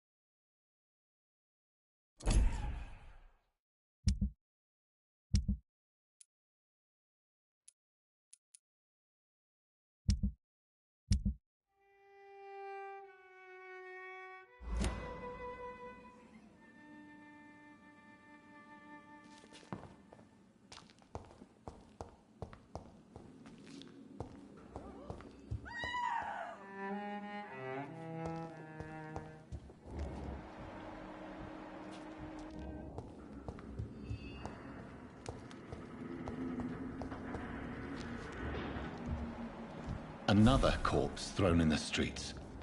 Someone's playing a very sick game.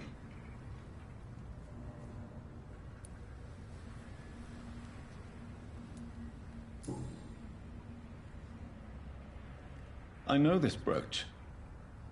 This is my mother's. A birthday gift from father.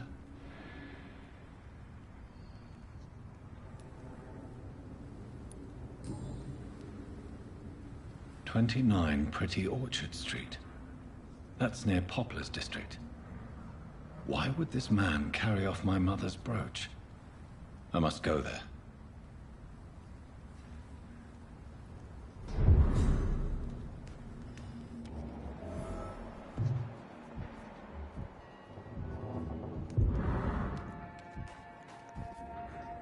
Good evening, Mr. Throgmorton.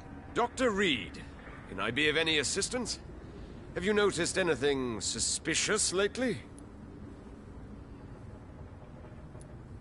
Did you see what happened to him? Actually, yes. He was thrown from the roof like a vulgar log. Who could have done that? Who? Well, a vampire, of course. Look, bite marks on the neck and lacerations here. There is definitely a vampire close by. Why is it that you sound so afraid? You didn't see it. He was dead before he hit the ground. The strength required to do such a thing, well, it beggars belief.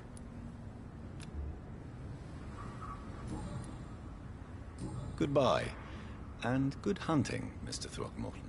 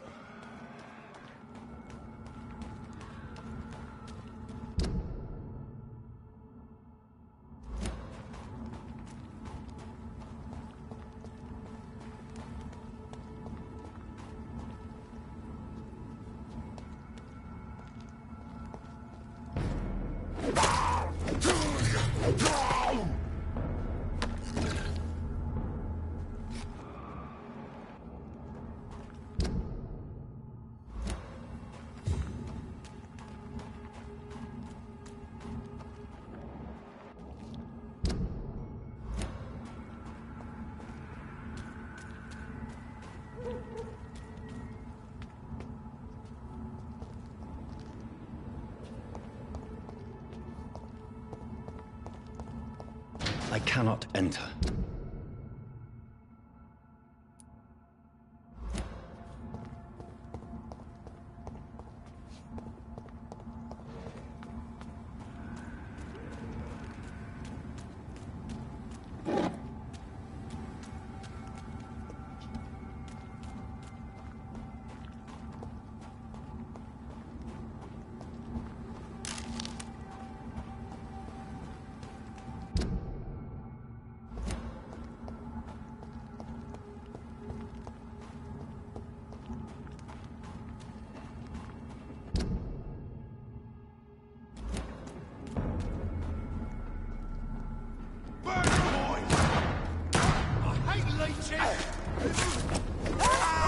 Filthy fucking beast!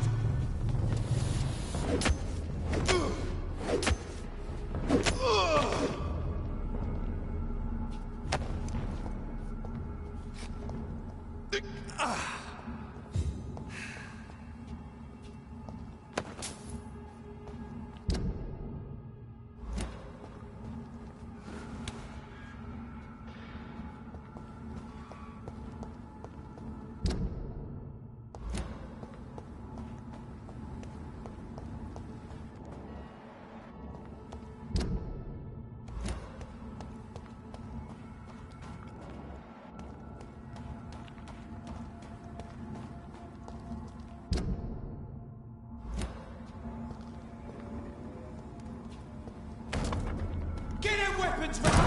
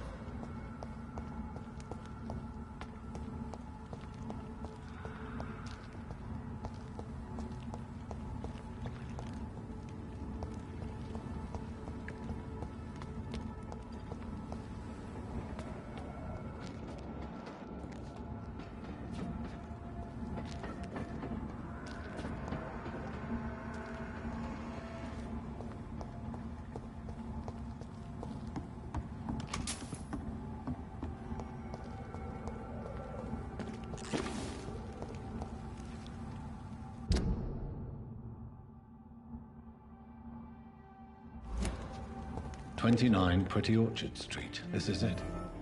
What's in there for me? There's been a fight here.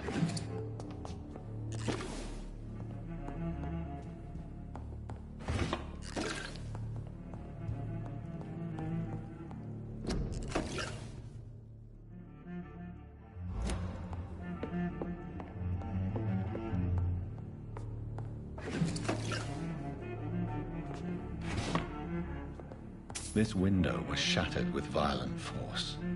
Someone's been pulled through it and dragged through the street. Who could have done that?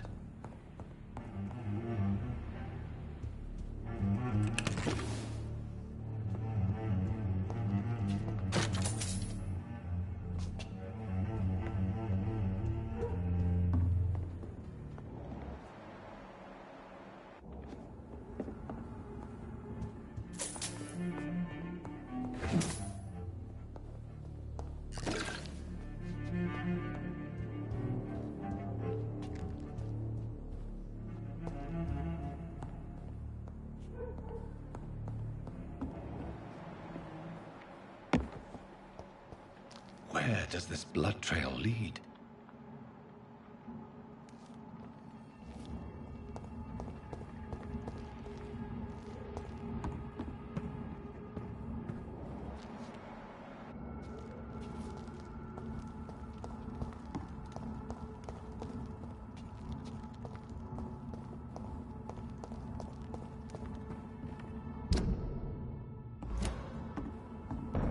Speaking!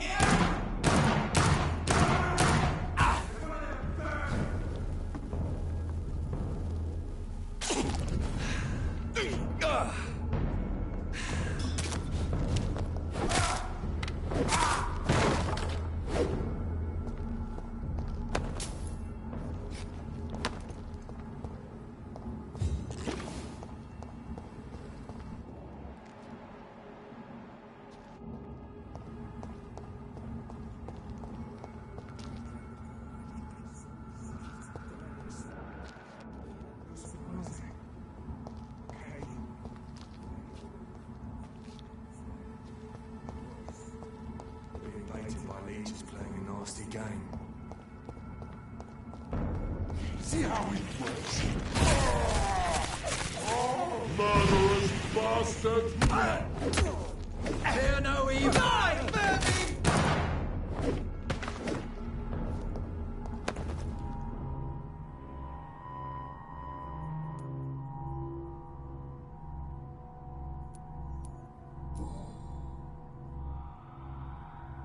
Her shoes and clothes are quite worn out.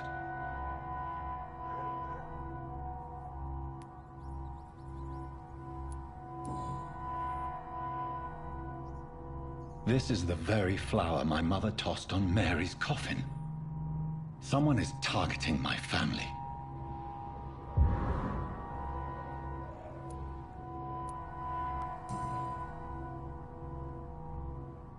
The marks on this woman's neck were made by the fangs of a vampire.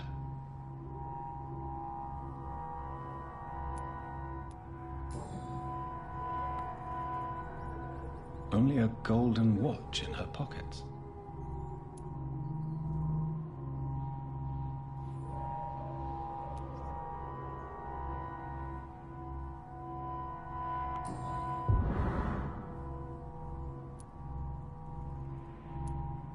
I see you.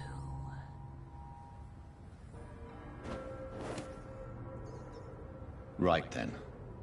It's a sick game. But given no choice in the matter, I might as well win it. I can't believe I'm doing this.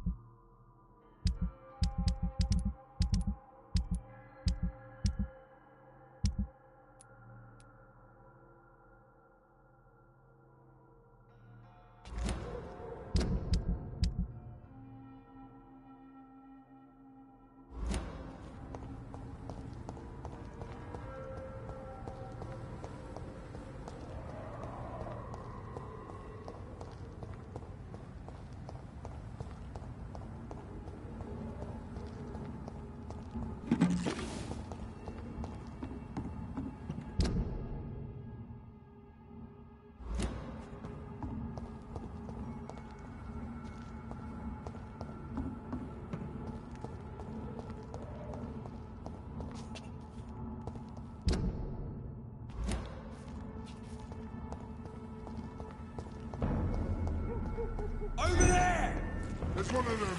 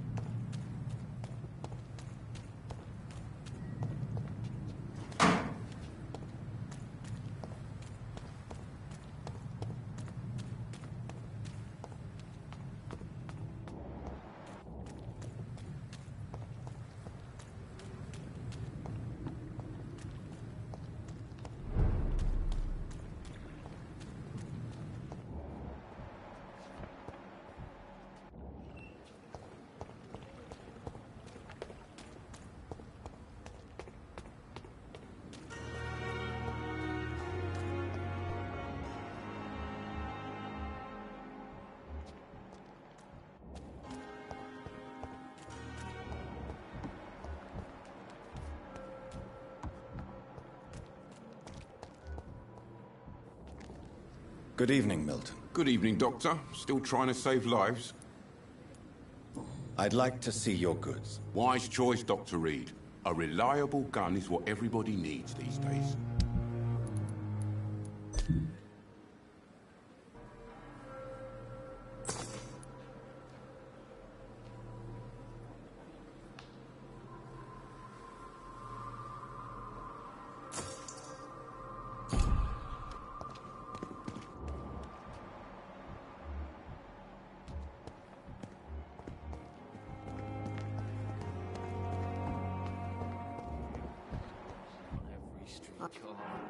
Good evening, Nurse Hawkins. Good evening, Dr. Reed. Do you need medical help yourself, Nurse? I'm afraid I've contracted some illness, Dr. Reed. Not under my watch, Nurse. Take this. You'll feel better. Thank you, Dr. Reed. Goodbye, Nurse Hawkins.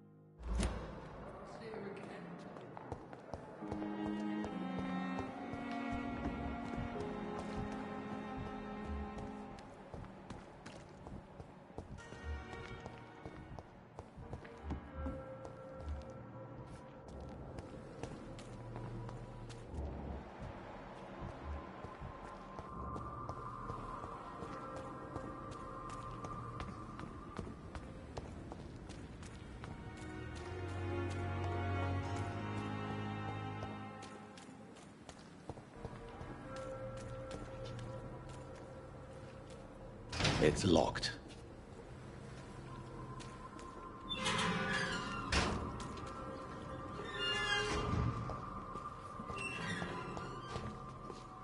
Hello again, Mr. Blight. Good evening, Dr. Reed.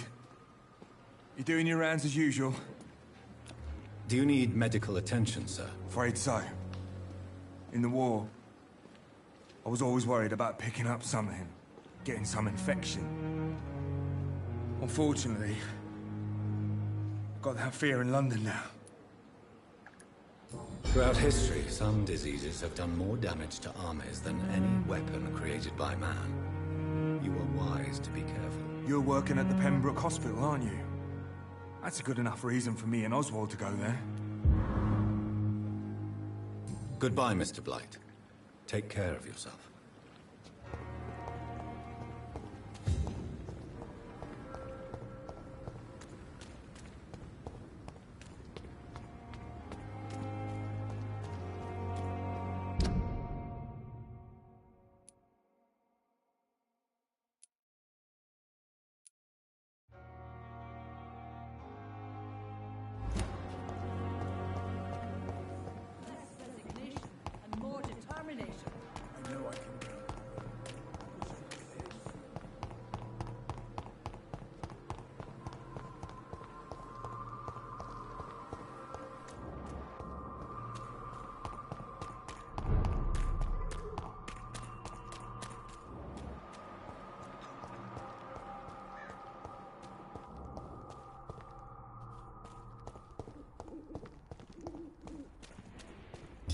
Over there!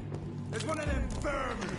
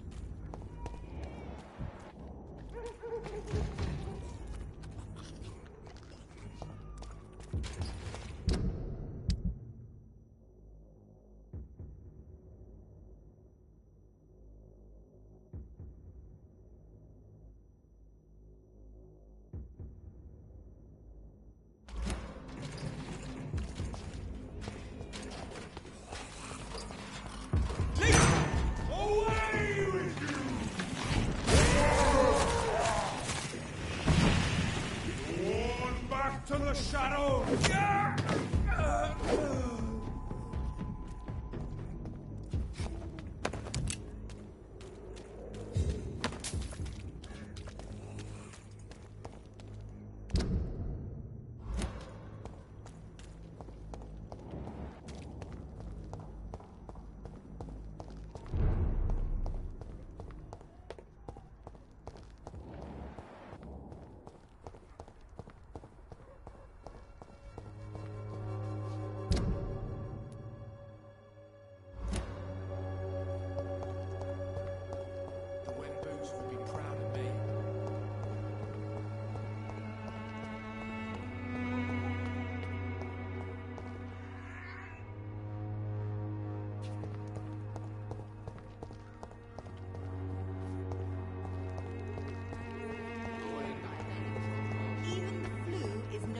For the Swanborough cordial.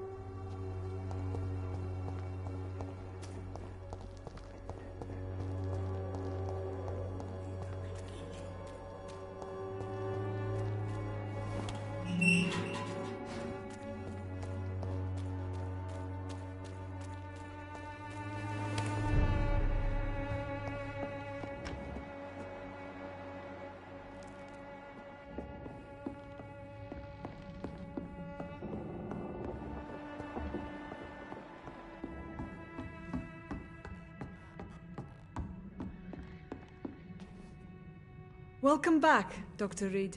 Good evening, nurse. How should I address you? Dorothy? Dorothea? Miss Crane? Dorothy is all right. If you don't mind me calling you Jonathan. That's fine with me. What can I do for you then, Jonathan? Show me what you have in stock, please.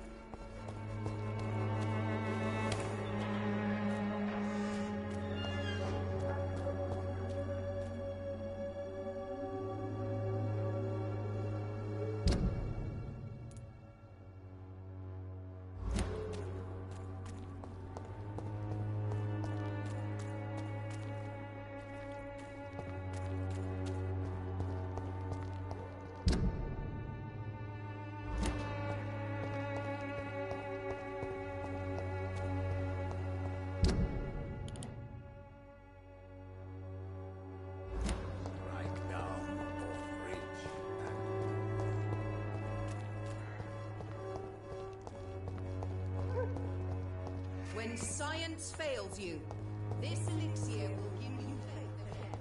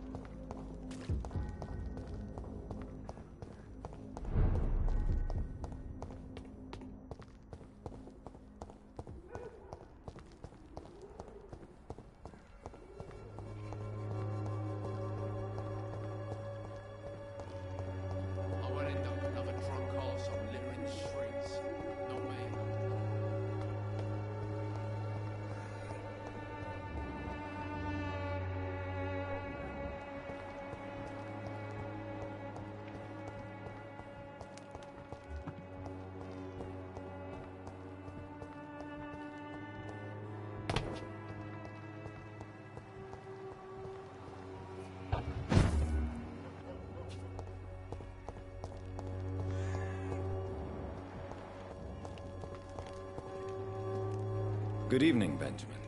Can I help you? I'm afraid not, Mr. Reed. You don't seem well, Benjamin. Do you need any help? I always feel ill, sir. It's like I'm never right. I can try to help your body heal, sir. But you must stop destroying it. The war destroyed me, Doctor. A gun, alcohol, and a bad temper make a terrible cocktail, sir. Goodbye for now. The wet boots will be proud of me.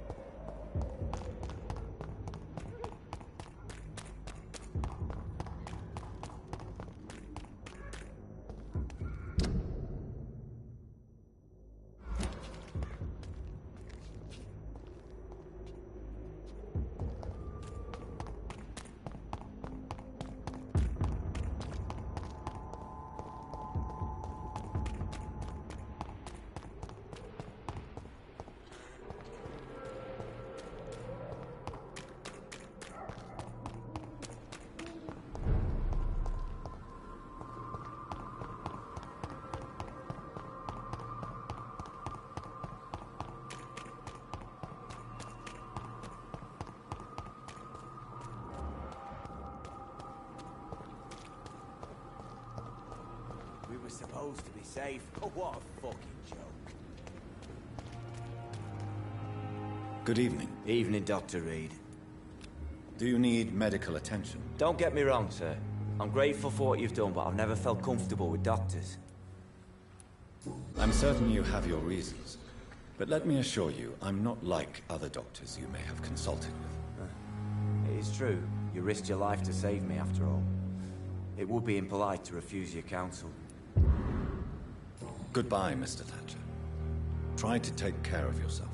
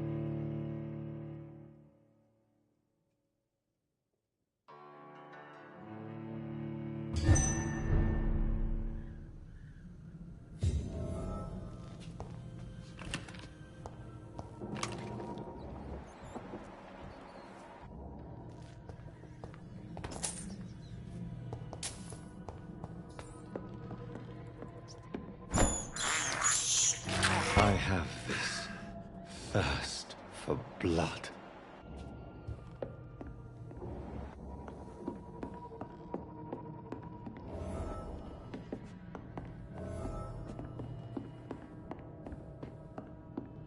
It's locked, all right.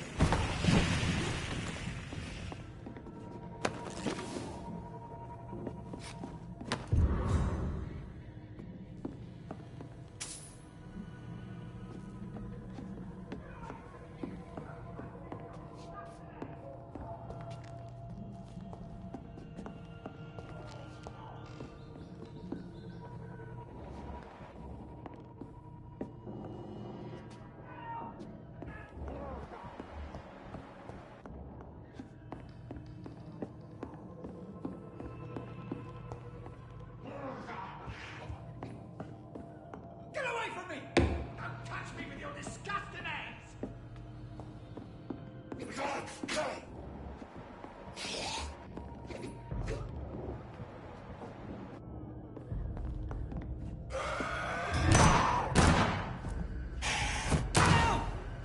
Strangers are attacking me!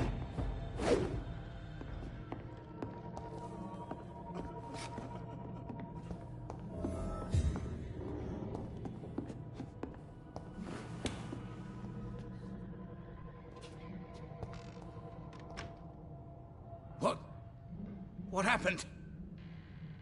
Who are you? It's all right, sir. You're safe now. Oh, a fellow Englishman. Thank you, sir. For a moment, I thought those bloody heathens had killed me. What are you doing here? This place is not safe. Yeah, it's a cesspool, but it's mine. I came to collect some overdue rent, but those who still live here have gone completely bonkers. You're very lucky to be alive. Yeah, filthy immigrants. Fucking savages, every one of them. And now with this bloody fever, they're just animals. You can find safety of sorts in Whitechapel. If you're quick and cautious, you'll be able to avoid the savages.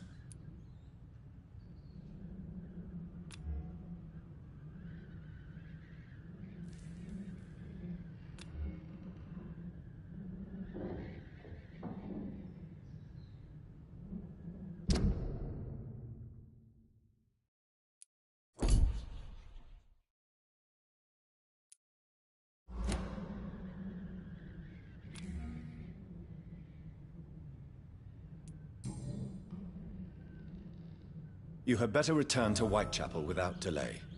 It will be safer there. Safety isn't really an issue in Whitechapel, because you never are. Never have been. The old place is falling to pieces. But thank you for the advice, sir.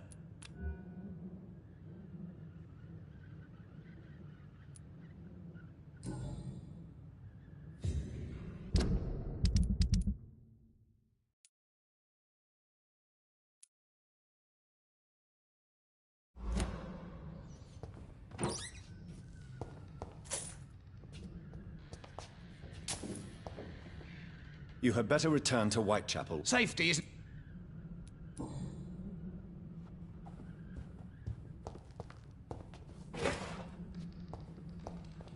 This is Braille. I need someone who can read this.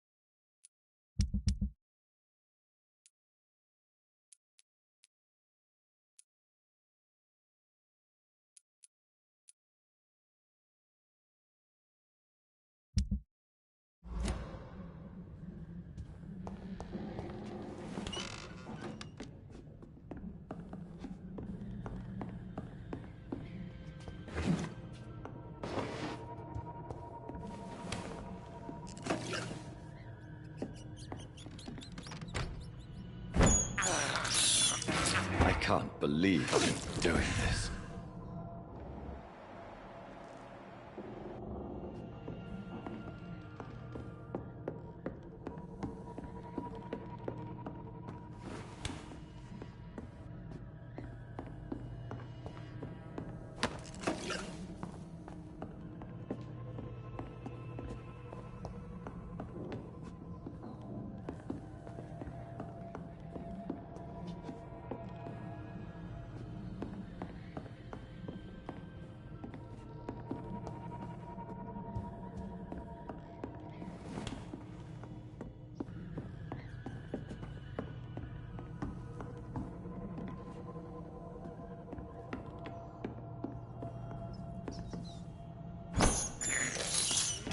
This is despicable.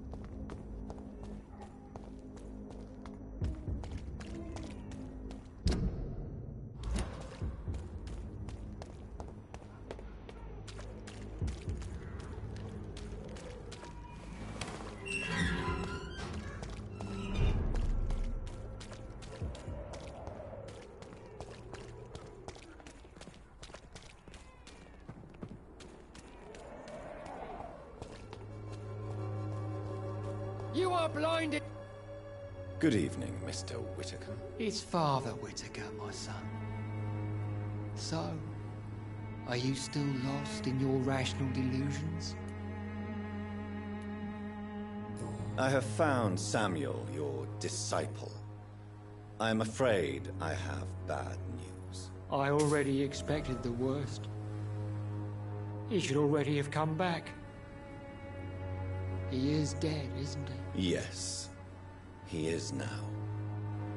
The epidemic took him. Samuel steadily made donations to our cause. He would have rewarded you himself if you'd found me in that awful cemetery. Please accept this money. I have heard enough for tonight. Goodbye.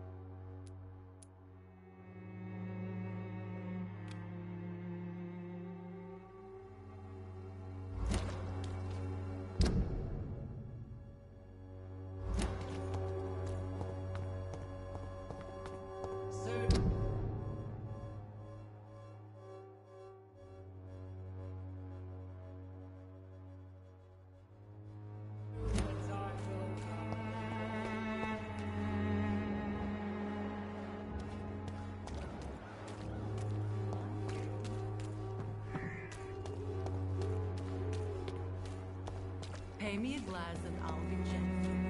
Most of them don't speak English. How am I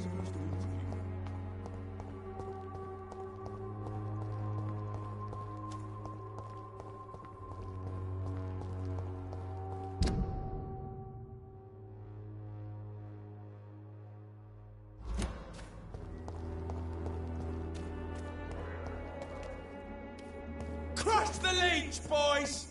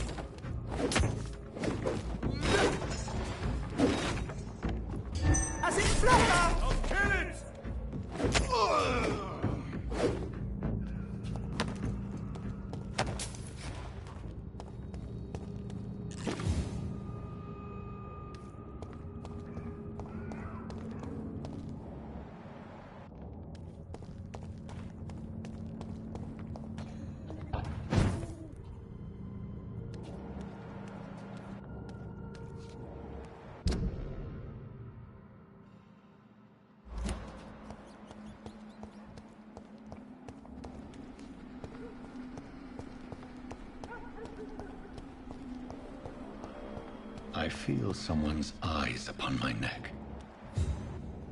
Help me, please! You! What have you done? Vicar Larrabee, what happened? Demon! Hell Scourge! Son of perdition! Vicar! Vicar! Jonathan's no demon. He's just a soul. Returned from the dead. Like your Christ, Vicar. Mary, is it really you? Oh, it's me, all right. Precious brother. What is Mother doing here? I'm gathering the family for a final reunion. All smiling, all dead. Thanks to the good Dr. Reed. Mary. Mother, say hello to your son. Hello, Jonathan. Mother, What do we have here, Mother? The prodigal son has lost his tongue. Our Jonathan always had the first and last word at dinner. The entertainer, the star of our show. I'm sorry. Let me explain. Shut up. It's my turn to do the talking. I have this nasty hole in my chest, Johnny. It needs to breathe. Of course. You can speak.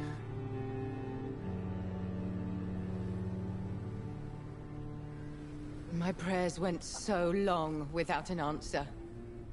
My husband, killed in France. My child, carried away by the flu. My brother promising to return in his letters, then disappearing in thin air. I went from hospital to hospital. Cemetery to cemetery. Grave to grave. I've lifted every stone in London, searching for an end to the nightmare. And there you were. In front of me. On a dark pier. The hunger had taken me. The joy to have finally found you. I longed for your arms, a final happy ending to so much tragedy, to tell me all would be well again, as you did when we were children. It was this filthy dock where you greeted your sister. I dug a tunnel from my grave with my fingers and teeth.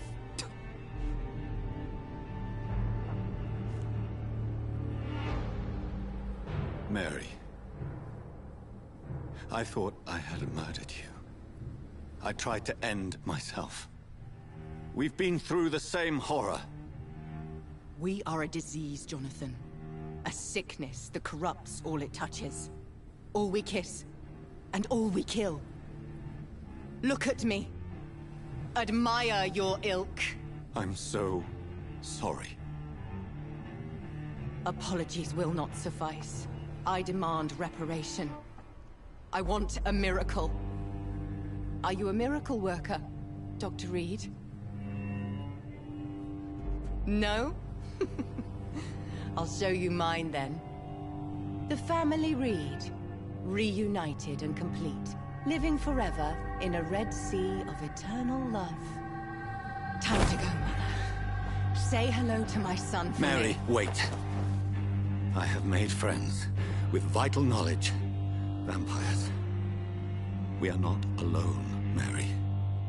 With time, we can learn to live almost as we lived before. How long? What?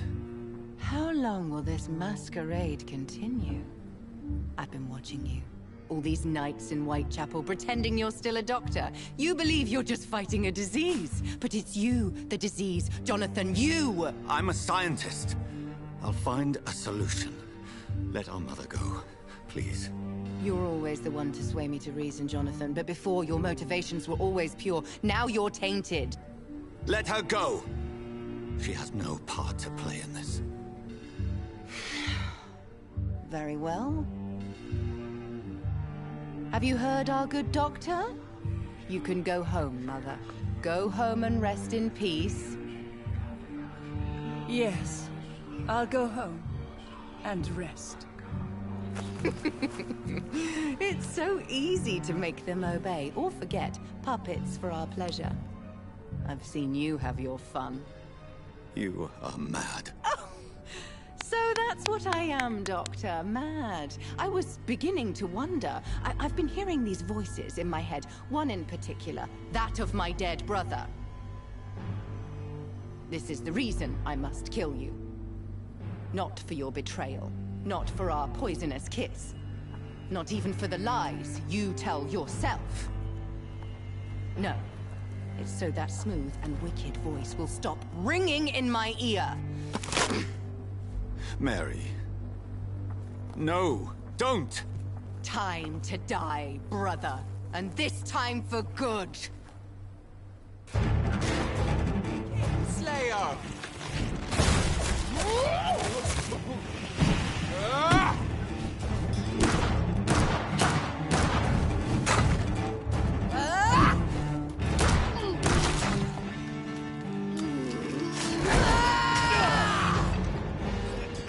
You've spared the precious Nurse Crane.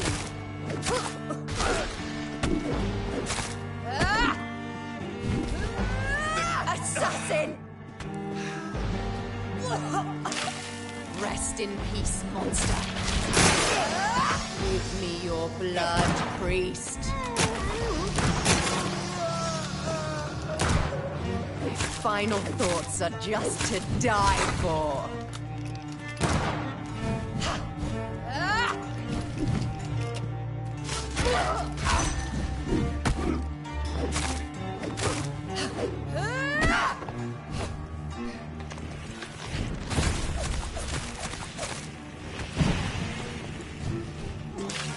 What have you done?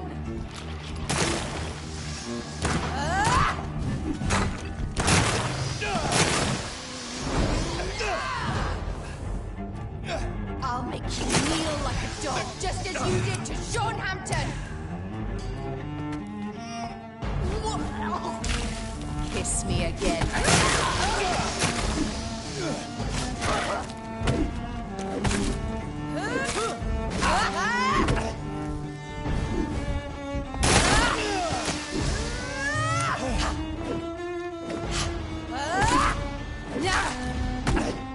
Abomination!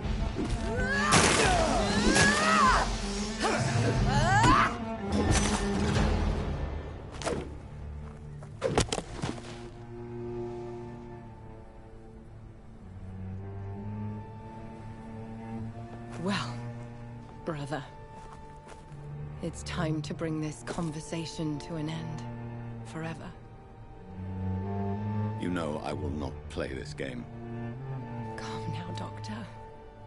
Like a rabid dog? Or think you're performing an autopsy? Don't be ridiculous. I'll kill them all. The kind Dr. Swansea. The sweet little lass with hair of red. I am the Harbinger, bringing your punishment. Mary. Don't you see? This is not me. Flesh that never ages. All nightmare, no dream. Bring it to a close. Let me sleep.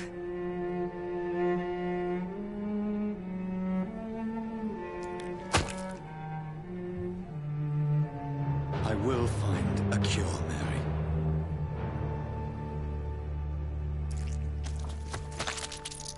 I swear it. Then, at last, I can forgive you.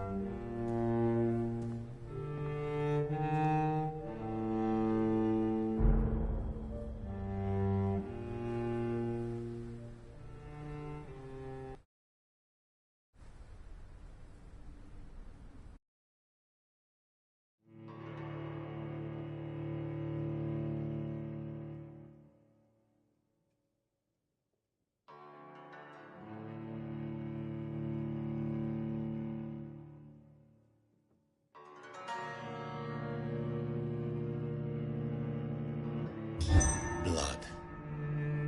As I shed one last red tear for my fallen sister, I realize the entire world now revolves around this singular word.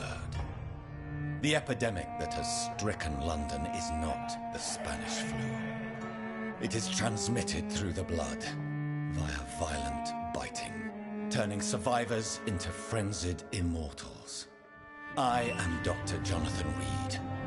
I am a vampire, born anew into an age of death and pestilence. While plotting factions close in around me, I am sworn to find the source of this epidemic. I am convinced greater perils are still to come. I know the answers I seek are hiding in our blood.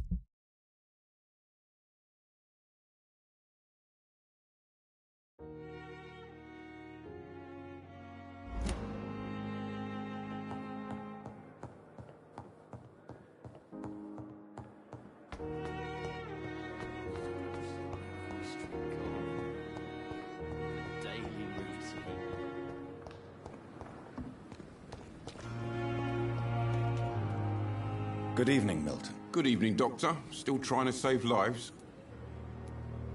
I'd like to see your goods. Wise choice, Dr. Reed.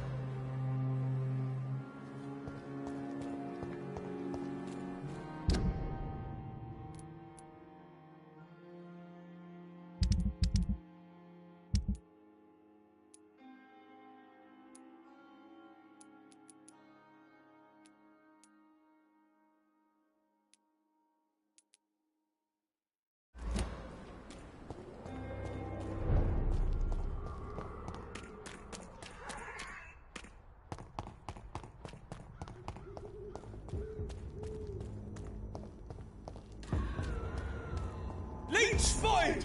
Watch out! Oh, Christ!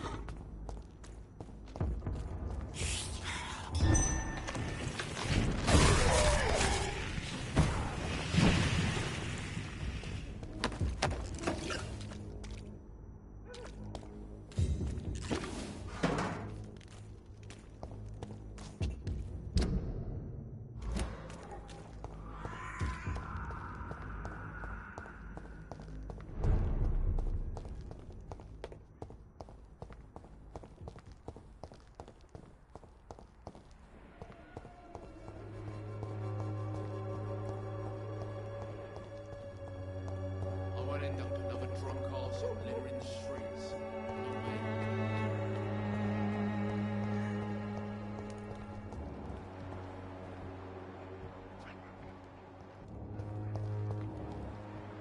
The wet boots will be proud of me. By many. Even the flu is no match for the Swanborough cordial.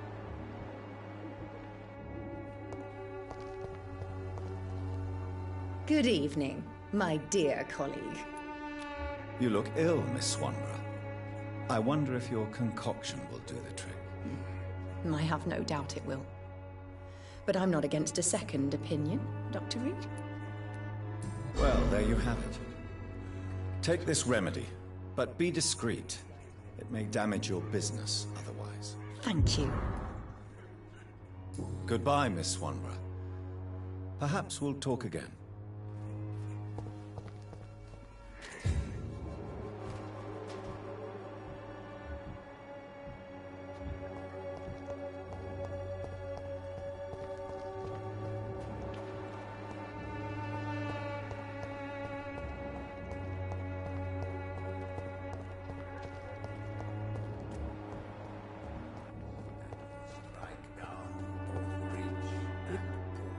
Good evening, sir.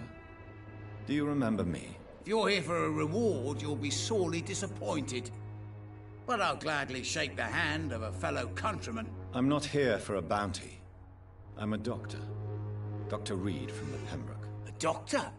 In Whitechapel? What an opportunity. My name's Bates. Cadogan Bates. Do you require assistance, Mr. Bates? Not me, but your skills could help a lot of people round here. That would help my business, because I say, a live tenant's a paying tenant. Since I took an oath to help people, can I be of assistance? Well, seen better days, that's for sure. But it was bound to happen with all these refugees about. Infecting you is probably the last thing on these people's minds.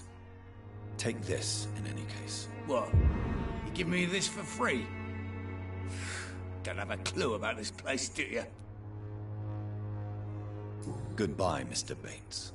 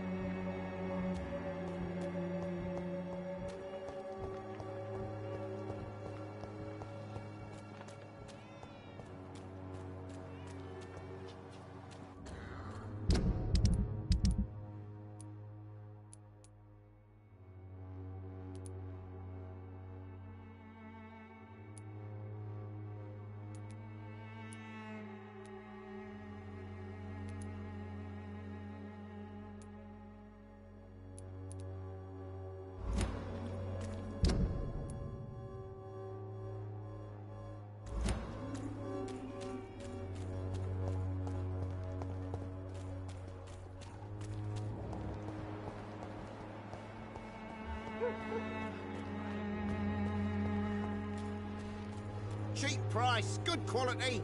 Fancy buying something, sir? You never lose your focus, do you? Do you need help, sir? To be honest, I'd prefer you take a look at my stuff. I'd rather be rich and sick than the contrary. I don't quite agree, but I won't argue with you. Please, take this. You'll feel better. Really? Free? Don't take it personally, but charity usually comes at a price. Human nature being what it is. Right then. Show me what you have.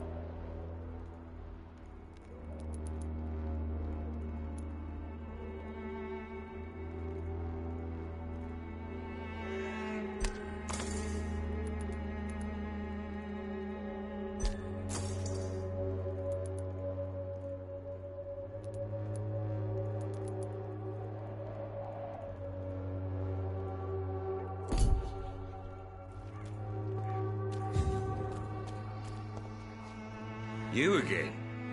What do you want this time? Can I offer you my medical expertise, Mr. Peterson? Keep your medicines for others. There is a thin line between pride and stupidity, sir. Please, take this medication. You'll feel better. All right. I'll take it then. It's not like I don't appreciate the gesture. Goodbye, Mr. Peterson.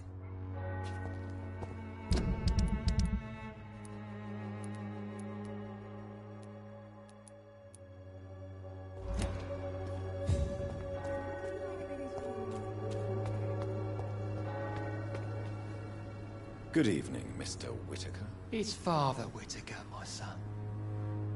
So, are you still lost in your rational delusions? Don't you fear getting sick yourself? Faith gives me all I need, my son. If I must fall, then so be it. No doubt your faith will prevail, but let me give you some extra protection against the devil's work. Medicine. Blessed be your generosity, my son. I have had enough for tonight. Goodbye.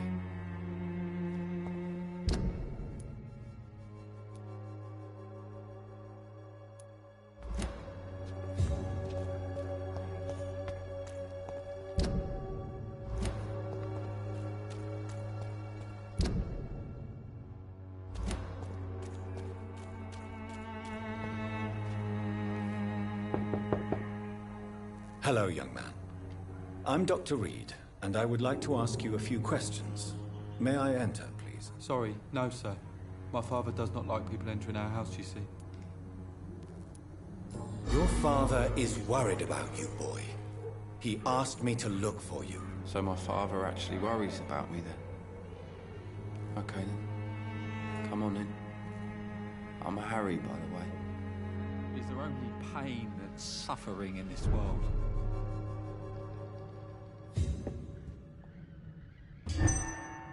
So, may I ask you a few questions? I'm not bothered.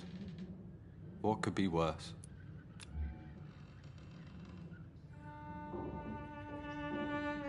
Do you need any medical help, young man? Yes, I do. I feel so tired. I don't know if it's the epidemic, but everything seems so hard. You'll feel better with this, but you need to get a grip, young man. Medication alone won't cure melancholia. I'm not sure I'm happy with the idea of living long in a world like this.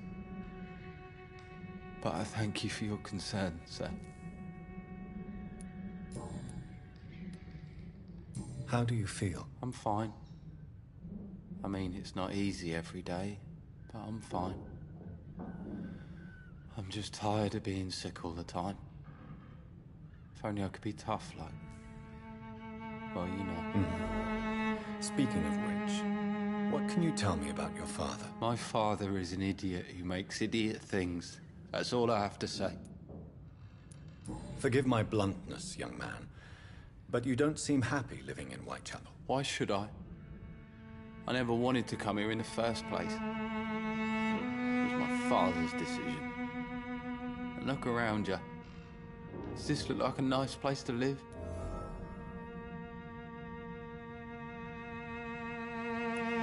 This place is awful, I agree. But does that not mean your situation can only improve? That's exactly what my father says. Harry, you should be grateful for what you've got. I wasn't even consulted when we moved here.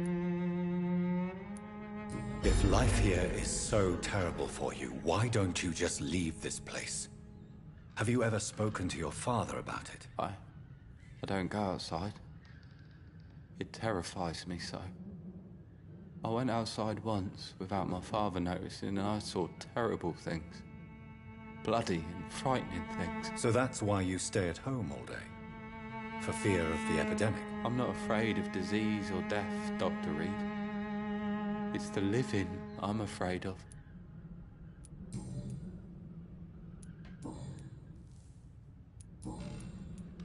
Have you any recent news of Nurse Crane and her dispensary? I don't believe in miracles, but it seems the epidemic has been kept at bay for a few days. Goodbye, young man. Take care of yourself. Is there only pain and suffering in this world?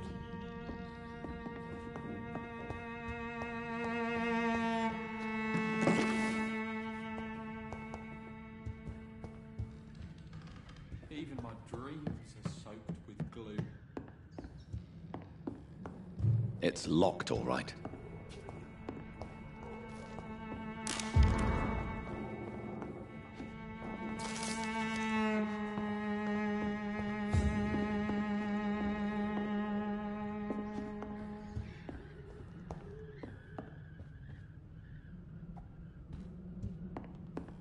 Is there only pain and suffering in this world?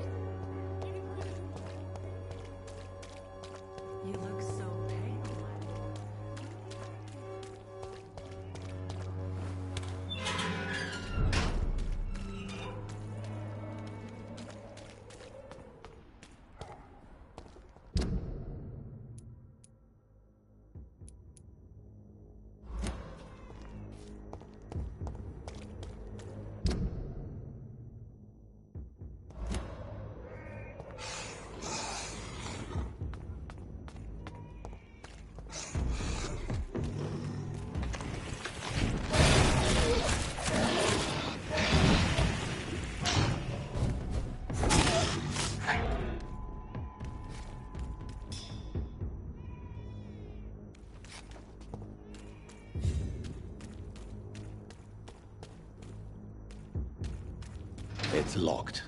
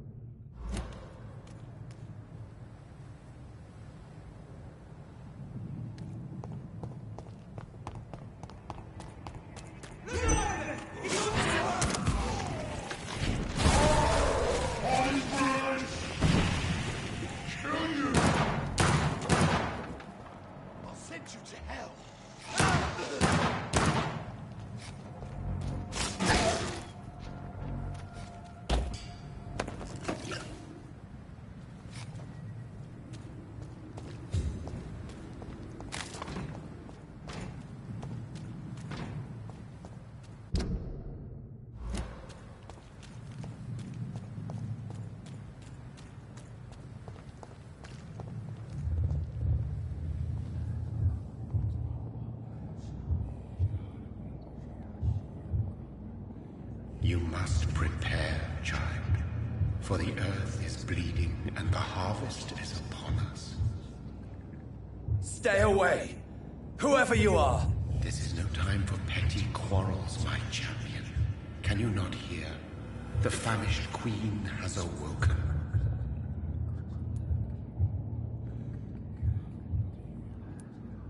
I am not your champion. But of course you are, son. As surely as you are the blood of my blood. I had to kill Mary. I have known your pain, child. Do not succumb to... Silence! I dismiss you, now! The land calls for a champion. All and everyone needs you. Silence! I'm tired of all these puppet shows.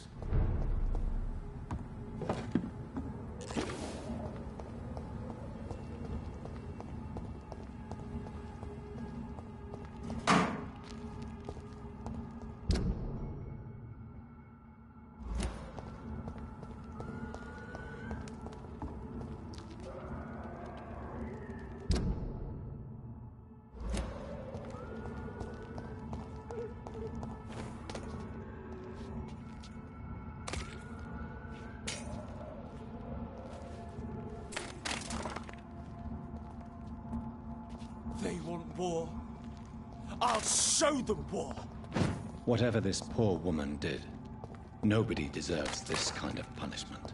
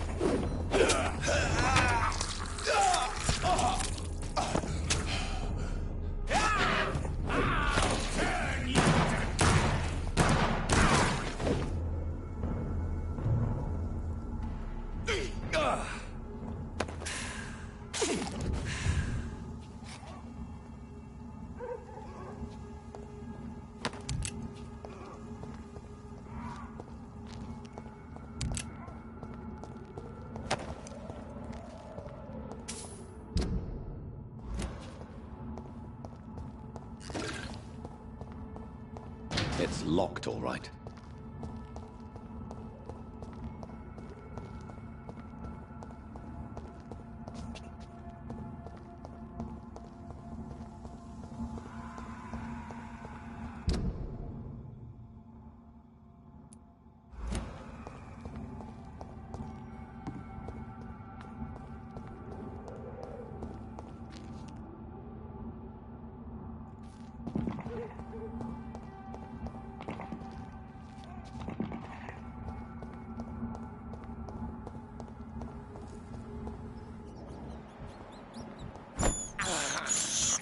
I have this thirst for blood. This is despicable.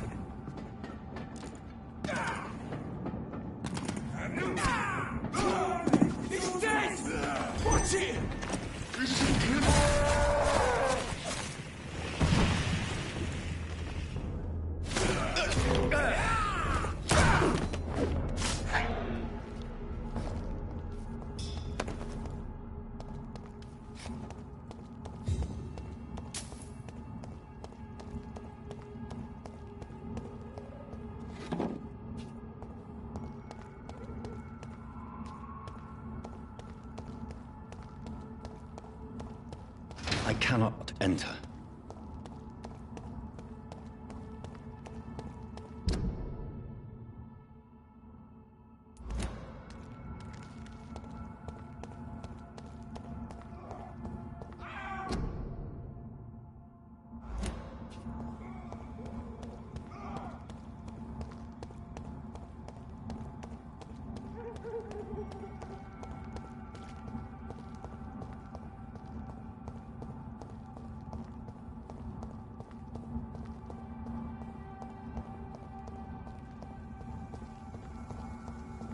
So this is where she lives. What a splendid house.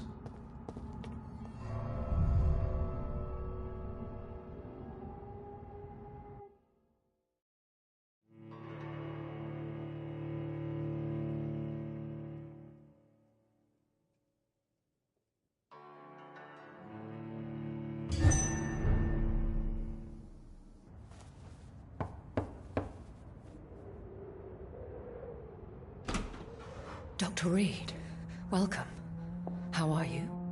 As good as one can be, considering the circumstances. Yes. Death and affliction seem prevailing themes of late. Please, come in. We have much to discuss. I hope I haven't disturbed you. Not at all. Actually, I was counting on you visiting me tonight. How strange, this painting. Beautiful, melancholic, yet with a haunting dignity. Indeed. A long time ago, a friend asked me to paint this for him. But I kept it in the end. I did not know you were a painter, my lady. There are many things you do not know about me, young Ekon.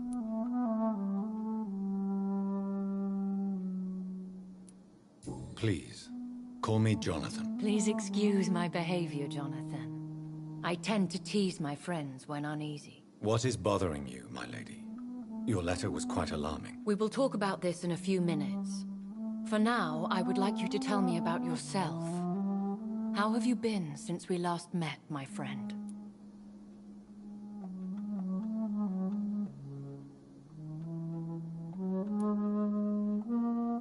My sister Mary, she was made a vampire in the same way I was.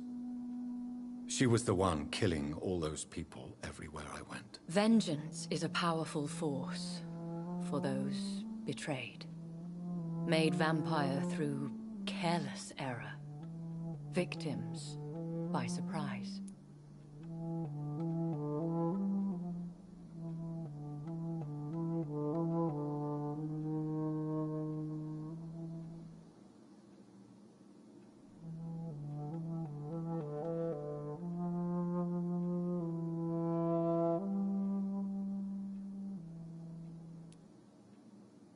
In the end, she implored me to put an end to her misery.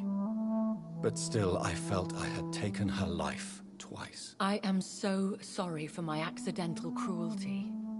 Had I known your dear Mary was still alive, I would never have sent you to pray for her soul in that church. There is no need to apologize, my lady. Your words have been most helpful in these difficult times. Thank you, my friend. If only we could have guided your poor sister through her terrible nightmare. I swear I did not intend that. If only I had known then how vampires are created. That is the scientist speaking. In truth, most of us do not know how it really works. Personally, I make sure my prey will not return to haunt me. What do you mean? I am merciless, Jonathan. I only feed on the dying, and I make sure they are dead before leaving their remains.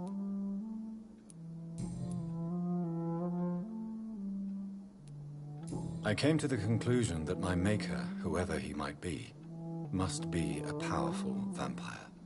Certainly extremely old. How have you reached this conclusion? He is the only immortal I've seen appear in an ethereal form. His voice, his words seemed ancient. It was disturbing. I am afraid you are right. The simple fact that your blood made Mary such a strong Ekon proves that you must be of ancient lineage. I felt this power radiating like an aura every time he appeared. Most ancestral vampires of England were killed by the Guard of Prewen half a century ago. I wonder who your maker could be. You have no idea who he could be? Some of the ancient ones fled England. Some may still be in hiding. All I know is you, my friend, are a pawn in some secret and obscure game of chess. I think I should ask the questions, your ladyship. After all, it was you who invited me to settle this most urgent of matters. Fair enough, Jonathan. The situation is critical. We do not have the luxury for etiquette. Please do not misunderstand me. I would be delighted to discuss mundane matters and idle trivialities. If we survive the dark nights to come, we shall have all the time in the world to speak, you and I. For now, please follow me, Jonathan. I must say, your house is exquisite. One of the advantages of living forever is having the time to be selective with one's furnishings. I took the liberty of having tea served. You can still drink tea? Can't keep it down, but I do so enjoy the aroma. Let us toast to make-believe. And of course, to your health, Jonathan. And to yours, my lady.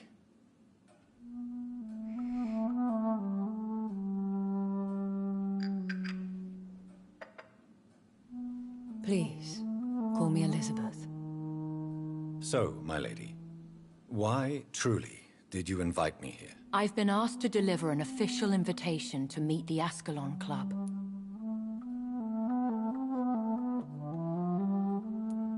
Who are they? Really? They are the embodiment of vampire law in Britain. Some say they influence the destiny of the Empire. Some believe they merely protect it. How many are they? Only a small number of powerful and deceitful immortals. All of them entangled in a sticky web of shadow cabinets, influencing trade. Will they fight the Guard of Prewen? I doubt it. Fergal was Lord Redgrave's executioner forever and a day. By defeating that beast, you deprived them of a powerful weapon.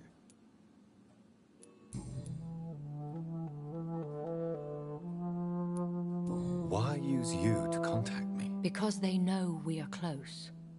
The Ascalon Club has many spies. Their main occupation is gathering information and then deciding how to use it. Have they threatened you in any way? Not at all. Their message surprised me at first, but it is only logical, considering the critical situation in London. Why not ask for your help? Since you are obviously a powerful and influential immortal yourself. You have to understand that I am invisible to the eyes of Ascalon, for I am a woman. That suits me well, as long as they leave me alone. Should I trust them? Of course not. Do not misunderstand me. They can be very useful, but I believe their long-term goals differ from yours. Why meet them then? Because nothing truly important can be achieved in this city without their consent. They could be powerful allies in this current situation. Should I lie to them? We all lie, Jonathan. It falls to you to choose your behavior. The most important rule is to show them due respect. They have done nothing but impede my investigations since I became known to them. Why would they want to see me now? I guess they now see you as Ascalon material. They must have found out what happened to your sister. Proof of the potent blood flowing through your veins. I'm not sure I can accept their invitation. I have seen their handiwork. how Fergal the Beast imposed the club's law. You have no choice, Jonathan. Even I would not openly defy Lord Redgrave, the chairman of the Ascalon Club. What can you tell me about Lord Redgrave? Who is he? Lord Redgrave is the founder and chairman of the Ascalon Club. Most mortals know him as the Earl of Bristol. He is rich and extremely influential. Have you met him? Only on rare occasions, for he never goes outside the club. And women are not awarded membership, even immortals. How old is he? How long has he been a vampire? Lord Redgrave claims to be the progeny of William Marshall, the most valiant knight who ever lived. If that is true, he could be very old.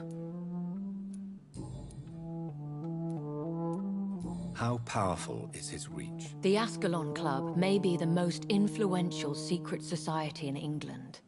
Not all its members are immortals, but they are all very powerful. They are not all immortals. How is that? The club is mainly comprised of political figures who seek the safety and expansion of the Empire. The most loyal are awarded immortality. Any familiar or famous names? As the richest, most relentless British tycoon, Aloysius Dawson is considered ideal Ascalon material and has been watched for years. If you are convinced I must meet him, I will heed your advice. Thank you, Jonathan. I understand your reluctance to brush shoulders with London's vampire elite, but we have no choice. Is the situation that critical? Yes. The Guard of Prewen has called for a second great hunt of our kind, and they will stop at nothing to eliminate us.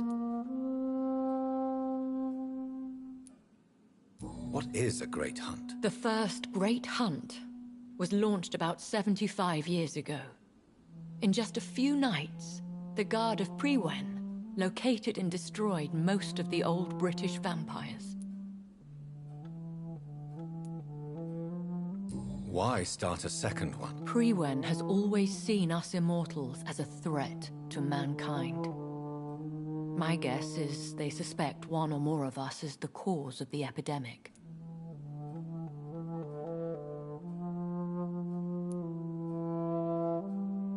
How did you survive the first hunt? I fled, Jonathan. Like most vampires who survived that slaughter. And I secretly came back when I was sure they had lost my trail.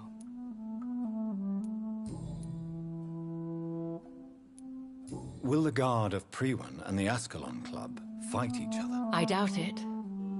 If Prewen really launched a great hunt, I think most of the Econs I know would flee the country to escape the bloodbath. I think I saw them kill an Econ on the way to your house. They seem to have a list with names. To launch another great hunt, they must have collected intelligence on vampire identities and whereabouts. They are a resourceful lot. Should we fight back? I will not be hunted down like an animal again. I admire your courage, Jonathan. But the best way to fight them is to put an end to the epidemic. This is the only way to clear the air.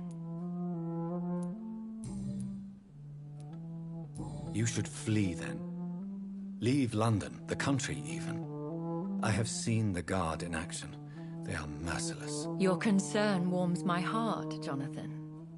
But fear not. If the situation gets too dangerous, I shall retreat to my secret Scottish manor. I could hide you in my luggage, if you wish. Thank you for the offer. I shall keep it in mind, but I have much to do here. There is a question I must ask you. Could Lord Redgrave be my maker? I doubt it. If Lord Redgrave had made you his progeny, he would not have seemed so surprised when you demonstrated the strength of your lineage. What is the plan? The plan is we both try to save this city, you and I. Go to Ascalon, accept their proposition, and use their influence to promote your agenda. How can I save London? The epidemic is the priority. You must find its origin and put an end to it. This is the best way to solve the crisis. What will you do? I still have contacts and old friends in this town. I shall make some inquiries and attempt to learn more of the situation. We need clarity. Will I ever discover the identity of my maker? Maybe not, Jonathan. We know for sure you were made by a powerful vampire, but most of those fled England long ago. You have no idea at all? You seem to know so many things about the secrets of the vampire underworld. Even if I had my suspicions, I would not dare give you a name so soon. All I can say is this. I will make inquiries and keep you informed.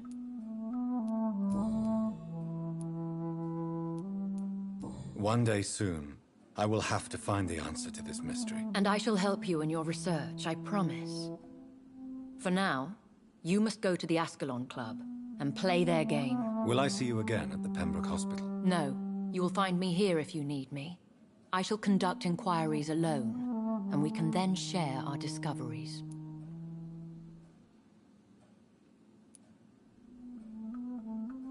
When will we meet again? As soon as you meet Lord Redgrave, I suppose.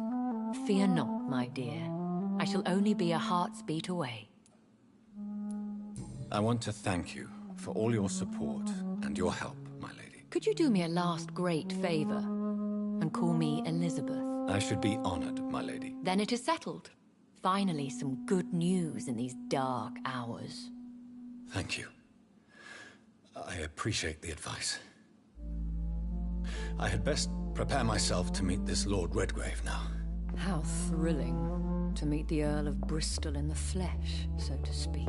Something tells me you're not very keen on the man. Don't get me wrong. The gentlemen of the Ascalon Club are honorable, but their attitude and opinions are somewhat antiquated. I see. As long as they deny access to female applicants, I will leave them to their antediluvian considerations as to the natural order of things. Jonathan, promise me you'll be careful. Of course. But why the fear in your voice? Look at me, Jonathan. I am. I mean, really look at me, young Ekon.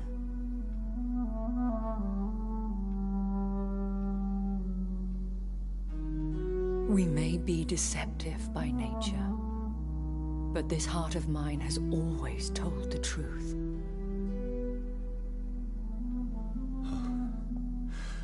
Elizabeth. Go, my friend. But come back to me soon.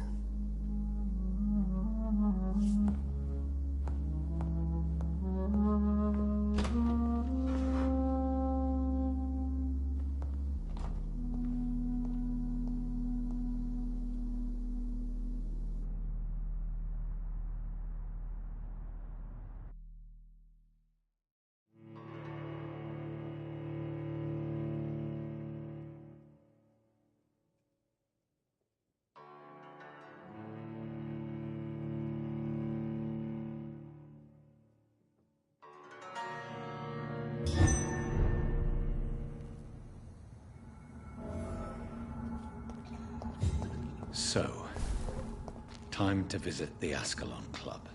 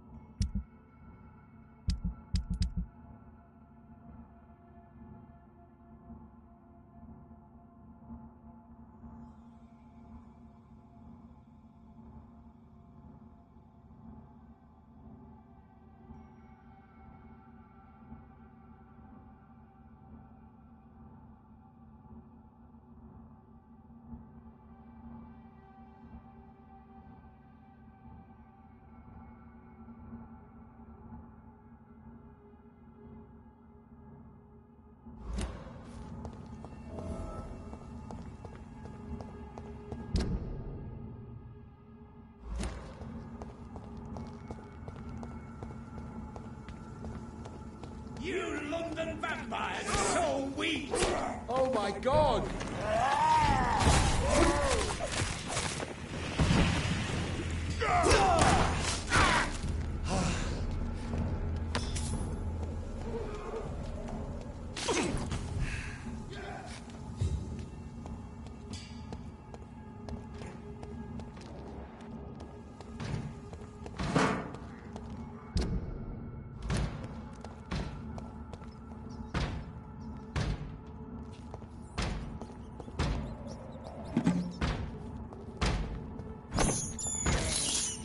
I have this thirst for blood. I'll kill you!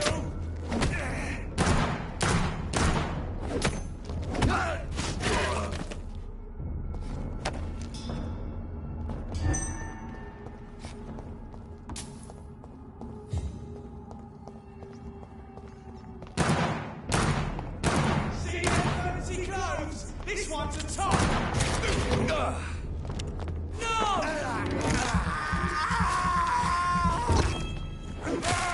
Filthy piece of...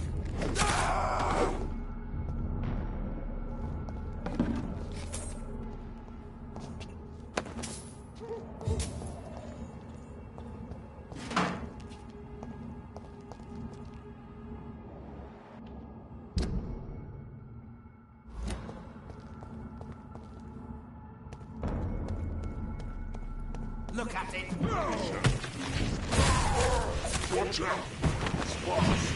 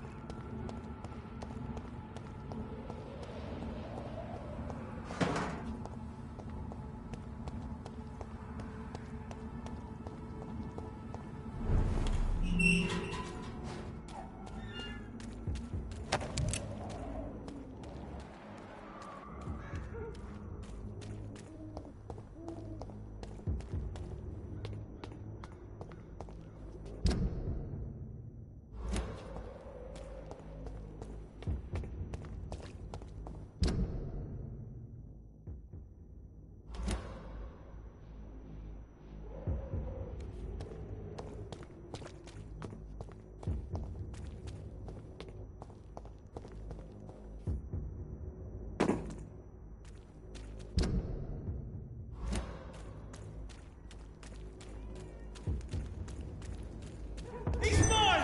I'll take it! He's too fucking fast!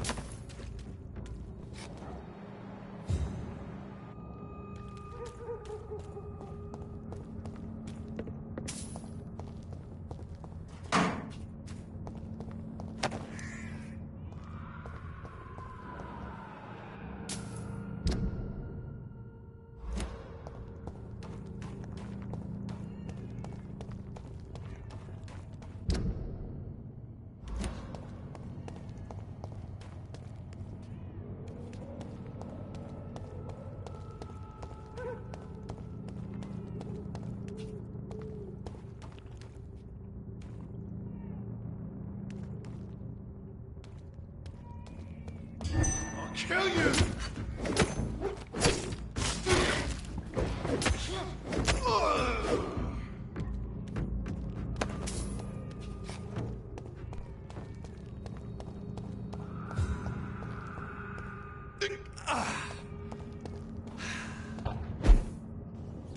Steady, boys! Got one of them here! Bloody leaves! Watch it! It's a killer!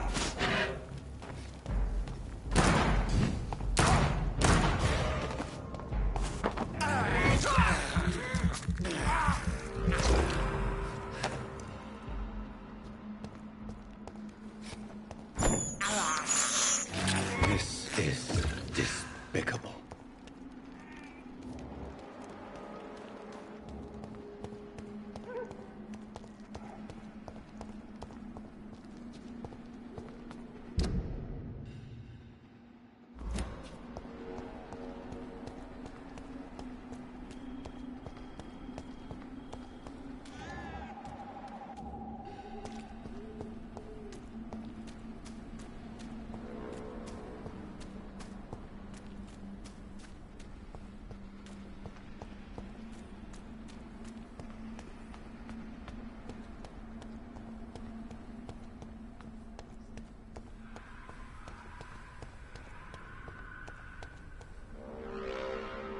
Are you all right, Miss Shun? My name is Xiao Shun.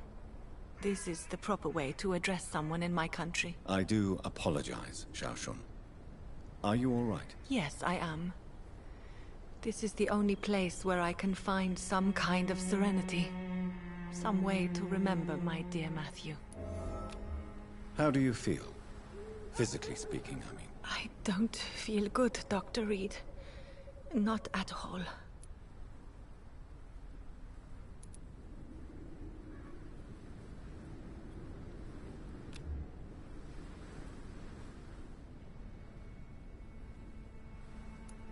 I will see you later.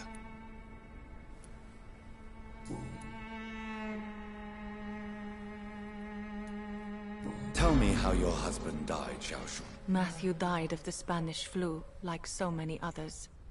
It's a mundane cause of death these days, but for me it meant the end of the world. At this time, there is so little medical science can do to defeat this terrible epidemic. I'm truly sorry. The worst thing is not his death, even if it tears me apart. The worst is not to have seen it coming, to have lost him so quickly, even before realizing it. Did he hide his condition from you? Matthew was a smiling type, a happy sort. Everything that I am not. Did he laugh at his death to come, or did he not realize what was going to happen? I'll never know. The Spanish flu may be the worst disease mankind has ever faced. Why are you blaming yourself? You don't understand. I didn't know he was so sick. I didn't realize the gravity of his situation until it was too late. As harsh as this sounds, we are all equally vulnerable to this awful disease.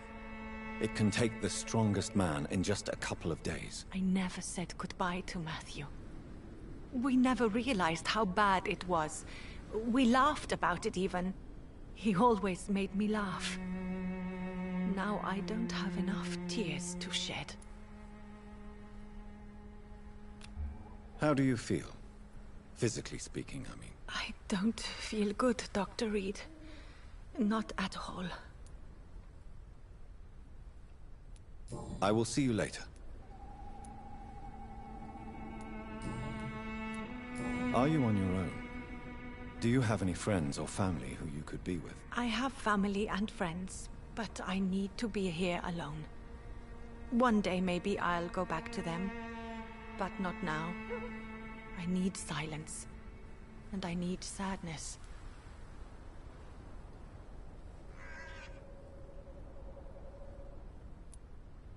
You should not be by yourself. Grief can be a terrible trial, and it's even worse when you're alone.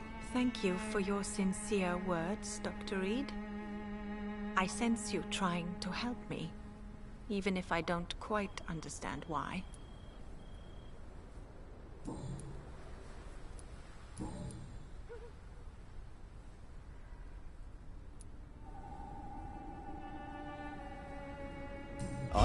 doctor yourself.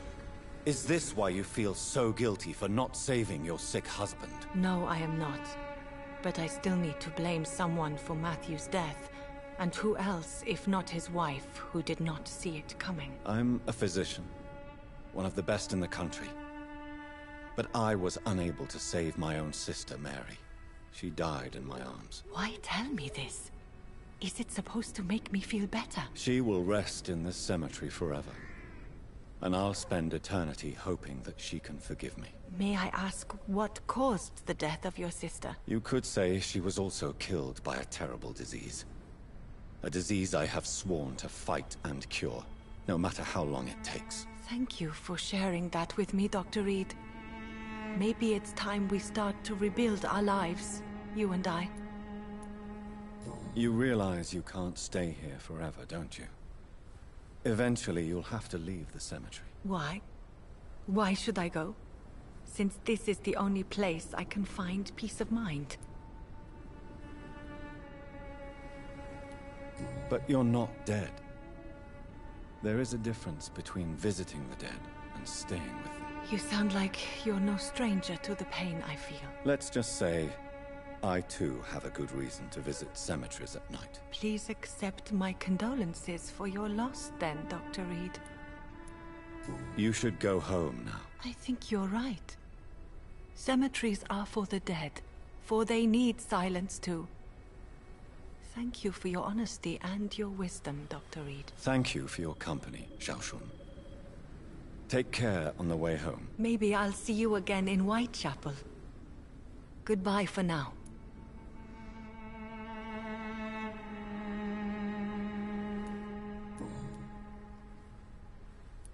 Goodbye for now. So many new graves. Why do I still feel so disconnected from the others then?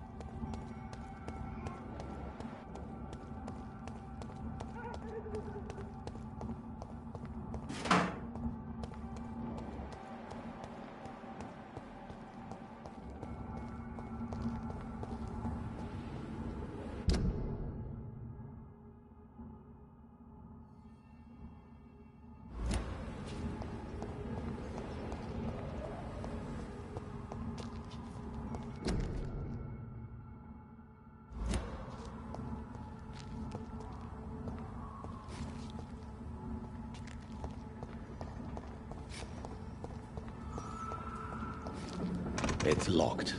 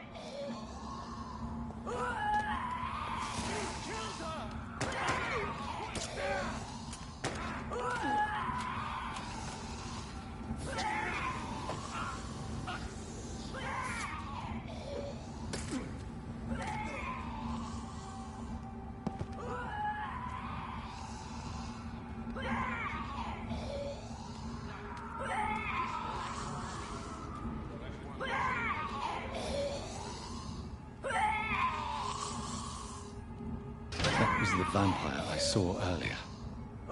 This war takes no prisoners.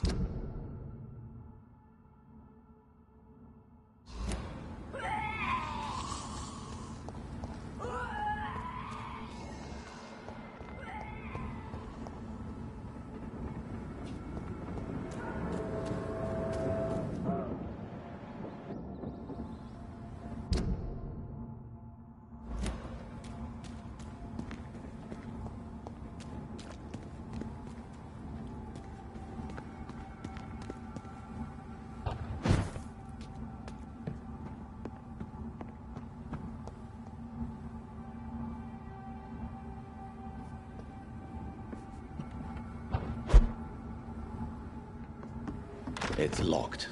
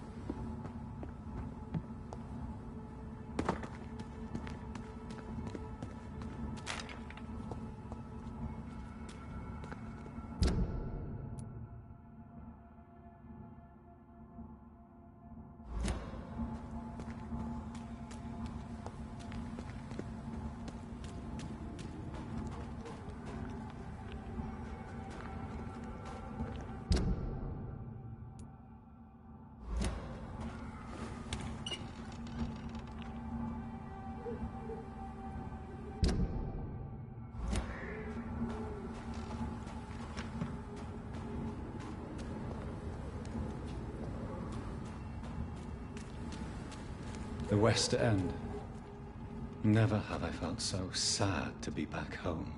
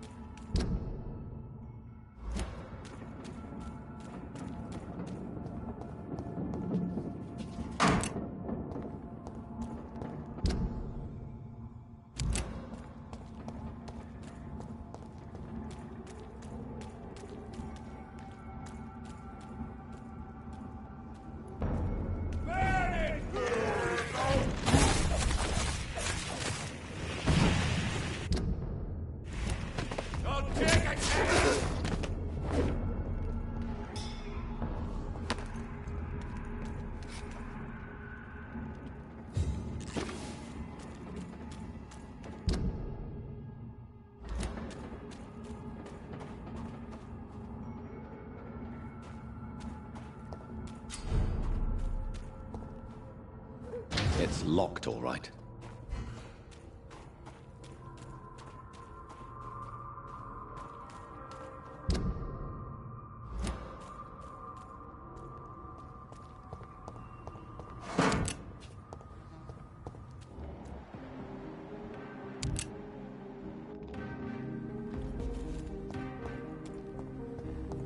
The Ascalon Club. The heart of British vampire society. Not quite as subtle as I expected. Good evening, miss. Oh my god, no. Please, Mr. Vampire, don't kill me. Please, no. I'm too young to die.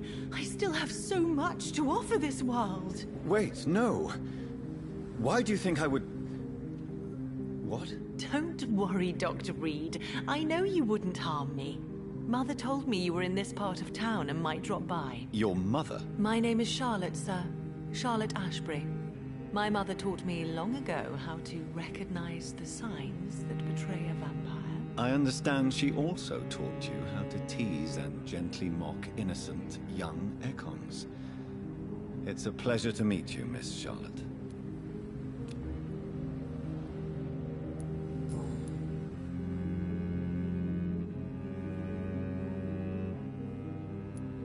What are you doing out here? You mean, what do I do outside at night, since I am a woman? Let me ask you a question, sir. Would you ask the same question of a man? Actually, yes. I ask the same question to everyone who dares to go outside at night, considering the risks. Well, if you must know, I campaign for the right to vote for all women. Why should I wait to the age of 30 years when men can vote at 21? Are you a suffragette, then? Oh, you really are Elizabeth's girl. Without a doubt. All adult women have the right to vote in the US, in New Zealand, and in Australia. But women here can't vote unless they are property owners. No need to convince me, Miss Charlotte. I have shared your opinion for a long time. Even before I met Emmeline Pankhurst. Really? Oh. Now I see why my mother appreciates you so much. Too bad there aren't more men like you in the vicinity. How are the locals reacting to your claims? People here can't wait for a wall to be built to isolate the West End from the rest of town. That's how progressive they are. If this happens, Emily and I will blow it up. Explosives are very dangerous, young lady. And who is this Emily? She is my best friend, and a suffragette too. She was supposed to campaign with me tonight, but hasn't turned up. Have you any reason to be worried about her? Recently, Emily started to believe in... well, she got interested in vampires. I'm afraid she might be in trouble. Let me guess. You spoke to her about us, didn't you? Despite your mother's warning. I think I should try to find your friend. Oh, that would be top-notch. I can tell you where she might have gone. You have my thanks, Dr. Reed. And please, don't tell my mother.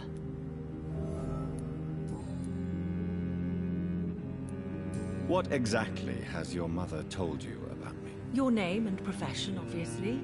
And the mystery about your maker. I'm sorry to hear about what happened to your sister, sir.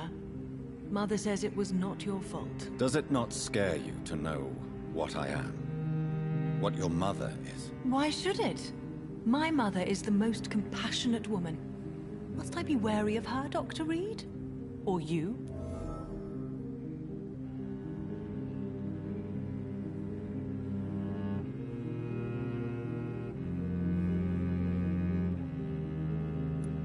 Perhaps it's wise for a mortal never to totally trust a vampire. Your mother herself told me that we Ekon are creatures of deception. Maybe it's because we seem so... alive. That may be true for a naive girl, but I have the best teacher when it comes to getting rid of an insistent immortal. Your mother is not like any other vampire I've met. I believe she thinks the same about you, Dr. Reed.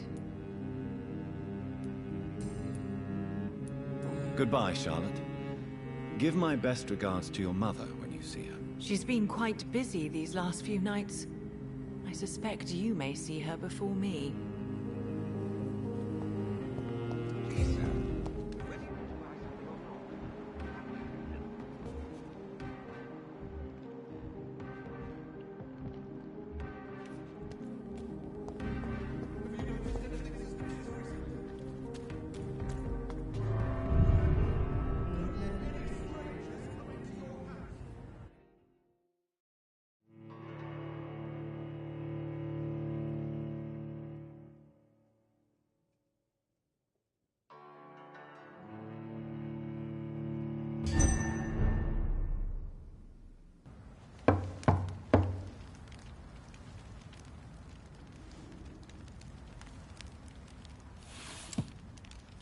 Do you know where you are standing right now?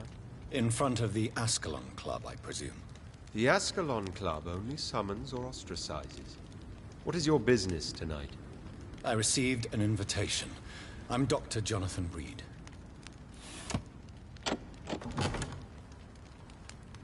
Welcome to the Ascalon Club, then, Dr. Reed. Please proceed. Lord Redgrave is waiting on you upstairs.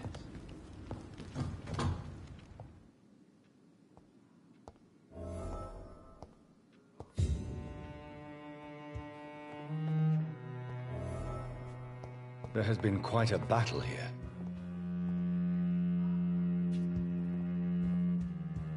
I'm sure the Ascalon Club has the money to replace the furniture.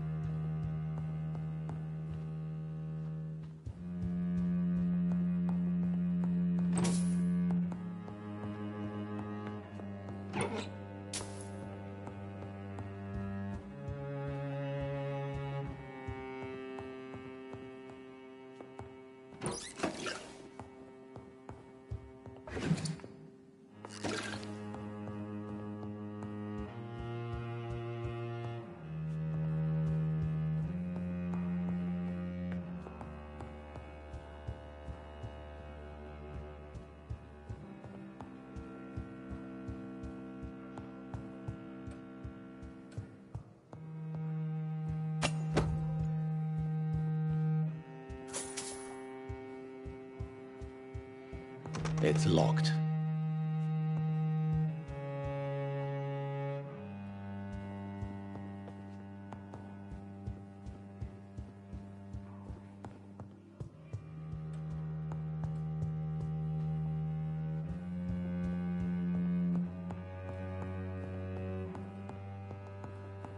Welcome to the Ascalon Club, then, Dr. Reed. Welcome to the Ascalon Club, then, Dr. Reed.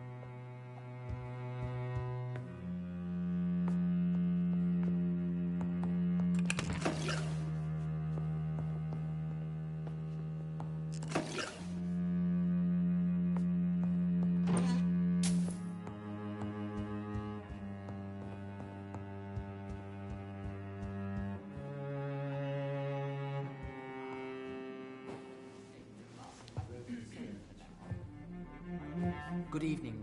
We repel the intruders for now.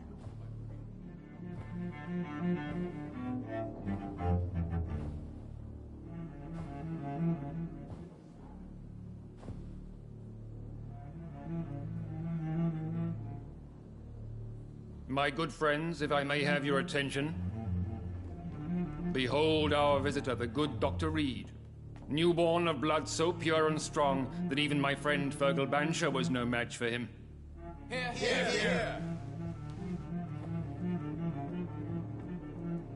Come forward, young Ekon, for we have so much to discuss. Welcome to the Ascalon Club, Dr. Reed.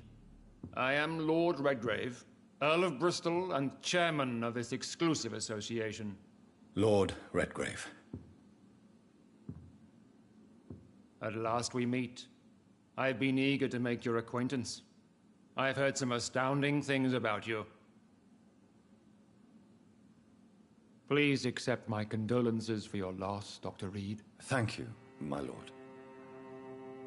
Lady Ashbury expressed your wish to meet me. Yes. The lady has always been a useful acquaintance, though not always reliable. Is she a good friend of yours?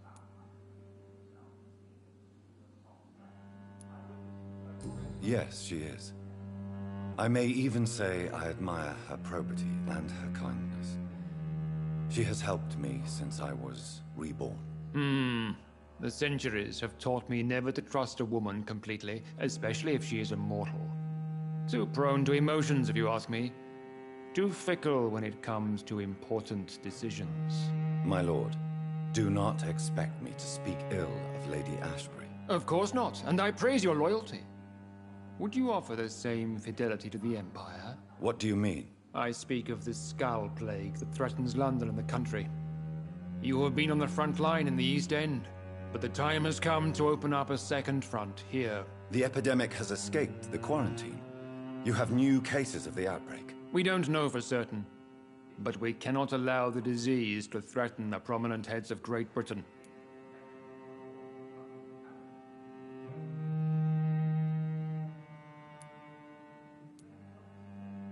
Why have you asked me here? Because the crisis is escalating. Our enemies, the Guard of Priwen, have even launched an open hunt. The only way to calm things down is to put an end to the epidemic. You want me to find possible sources of the outbreak in the West End? Is that it? Straight to the point, like all eager newborns. We shall have time to talk about all this, Dr. Reed, but first, I should like to get to know you better. Talk? Is that the only reason you asked me here? Well, no. I also wanted to meet the intriguing Ekon, who made such a powerful progeny of his sister. You have not learned the name of your maker, am I correct? No, I haven't. Have no embarrassment, Dr. Reed. We all make mistakes.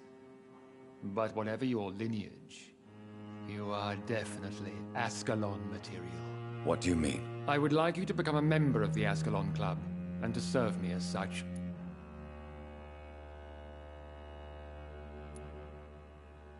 Before I accept, I have so many questions. Please ask.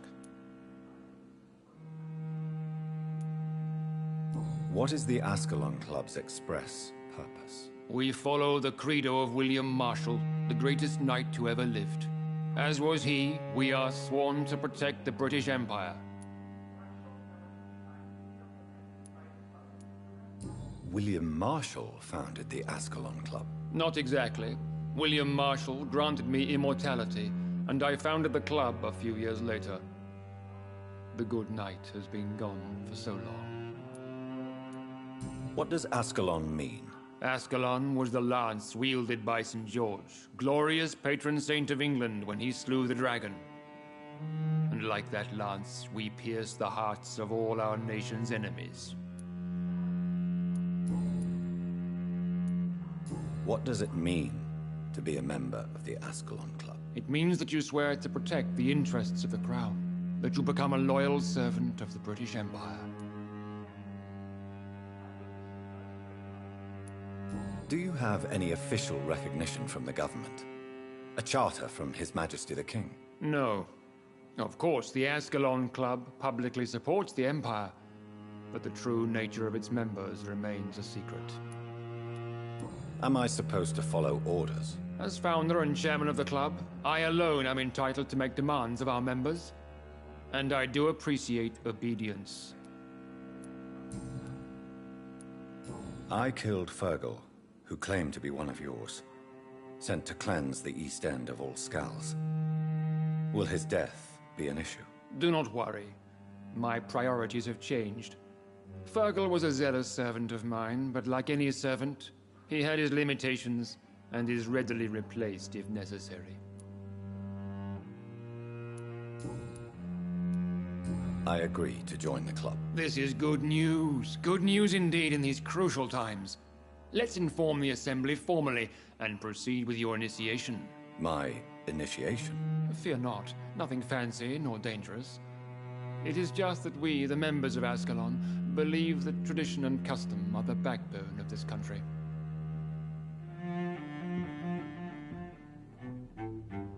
My fellow members, dear friends, please gather and welcome this Ekon as one of our own. Is he worthy? Is his blood pure? Well, speak, Dr. Reed, in front of the most sacred blood. The blood of our beloved William Marshall, speak now. Will you serve and protect the crown as he did? Yes, I will. Then, young Ekon, it is time to testify with your blood. It is time to sign the Book of Allegiance. I know it's awfully gothic and a tad pedantic, but England's traditions are the backbone of our nation.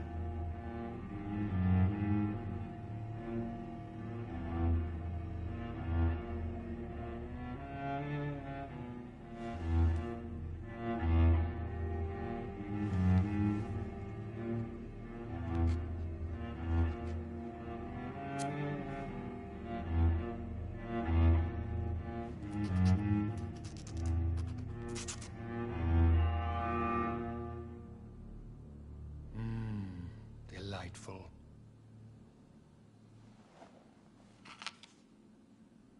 Welcome to the Ascalon Club, Dr. Reed.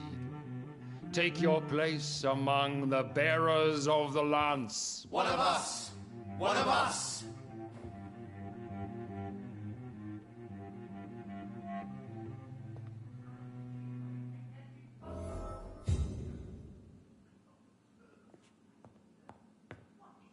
That went well, did it not? It is always useful to bolster the troops' morale, especially before a difficult battle. You have the makings of a general, my lord. I was, though very long ago. Well, not quite a general, but a proud defender of the crown. So why did you really want to meet me? Straight to the point again, young Ekon. All right, let's talk, you and I, Lance Sparrow. I'm listening. According to my spies, you have worked with Dr. Edgar Swansea on the epidemic, and your findings were quite alarming.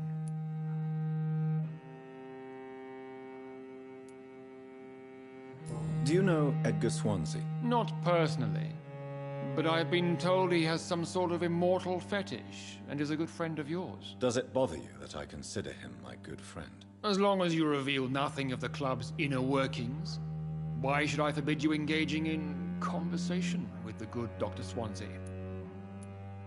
Yes, I'm convinced the recent invasion of frenzied Skulls in London is directly linked to the epidemic. This is not the Spanish flu, but something else. I would be glad to hear more of your discoveries, Dr. Reed, but for now, my main concern is the security of London's inhabitants, both mortal and immortal. What do you mean? Alarmed by the epidemic, the Guard of Prewen has started a war against us British vampires. To appease the situation, we must eradicate the Skulls.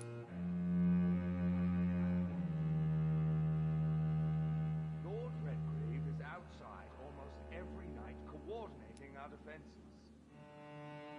I have met peaceful and wise Skulls. To exterminate them means we are no better than vampire hunters. Skulls are hideous, shameful creatures that give all Ekon a bad name. So, what do you want me to do? I want you to investigate the city thoroughly. I have reason to fear there are cases of contagion in this part of town. Our absolute priority is to find and cleanse them. And how would you like me to proceed? By all means necessary, Dr. Reed. You are now a member of the Ascalon Club, and you have carte blanche. Interrogate the locals, follow all the leads you find, and get results.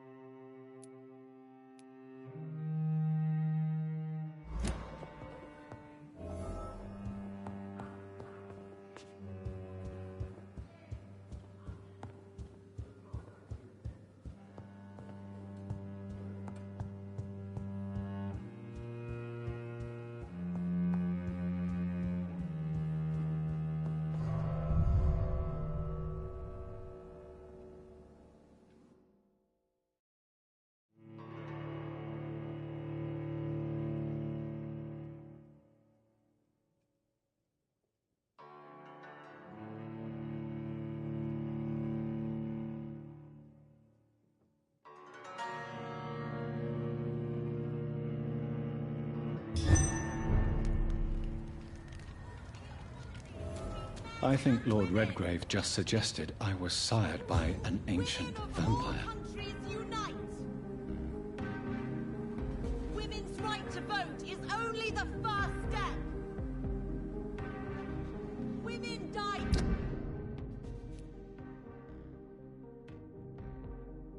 Two in this war.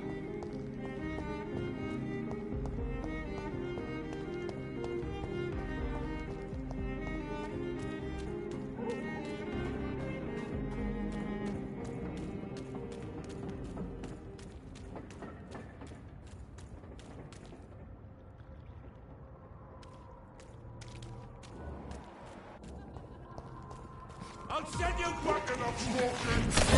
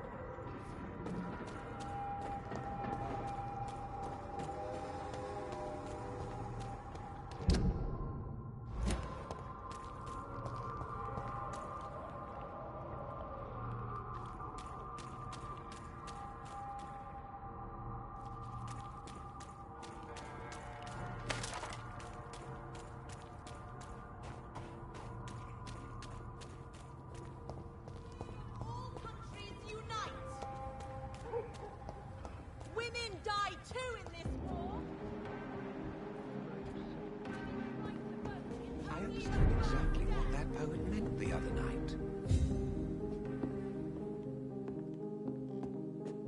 Good evening, sir. Please forgive me for disturbing you.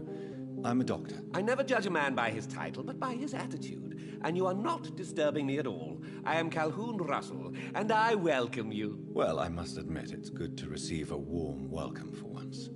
I'm Jonathan Reed. Welcome, Dr. Reed. Welcome to my humble shop.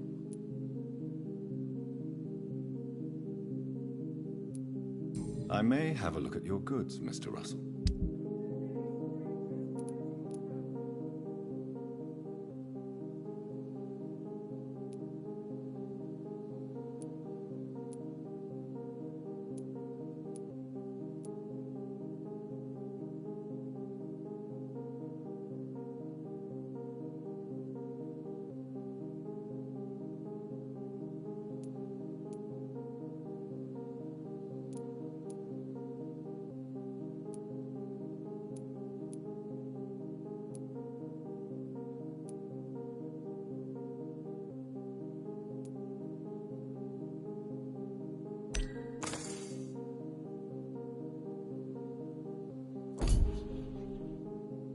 Good evening, Dr. Reed.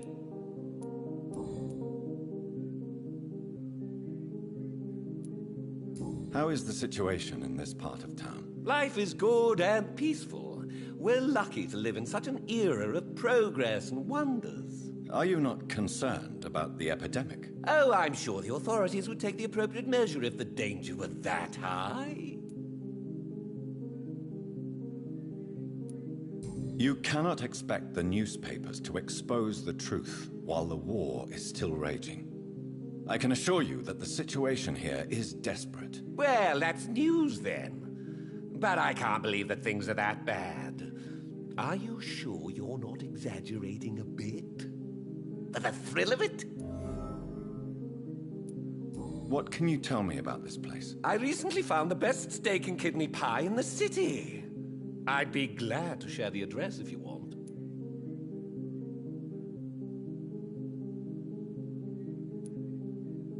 I must confess, I have quite specific tastes when it comes to nutrition. Really? Well, I'm always happy to try new exotic meals. If you ever find an intriguing table, please share the address. Finding a good restaurant? Is that really all that interests you? Oh, I have many passions, but nothing brings me ecstasy like subtle and exquisite flavors from my teeth to my belly.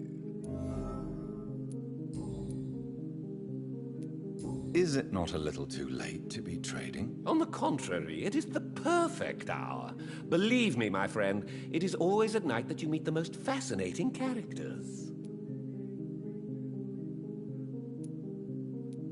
So you prefer to work at night? Oh, I also enjoy a sunny day like everybody else. But the night always has a certain je ne sais quoi of its own. But what about the epidemic? The bombs and raids? And all the random violence? Please, sir, this is London, England. We will prevail. And if a bomb must fall on my shop, then I'll be there to hear it falling.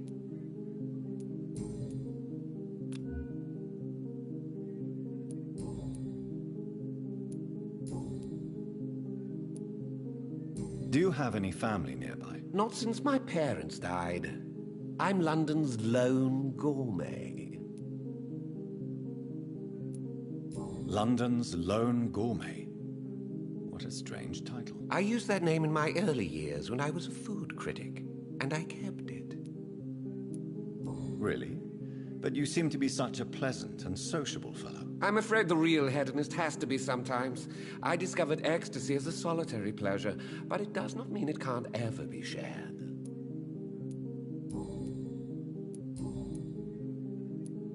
I'm investigating the source of the epidemic in this district. Have you noticed anything unusual? Not really. Wait, now that you mention it, I don't see the McPhersons in my favorite restaurants. They love delicate meals too, you understand? Thank you. It may be nothing, but I'll investigate anyway. Where do they live? They have a house in the southern part of the district, somewhere north of the railway bridge. There is a courtyard, if I remember rightly. Goodbye, Mr. Russell. I'm sure you'll take care of yourself.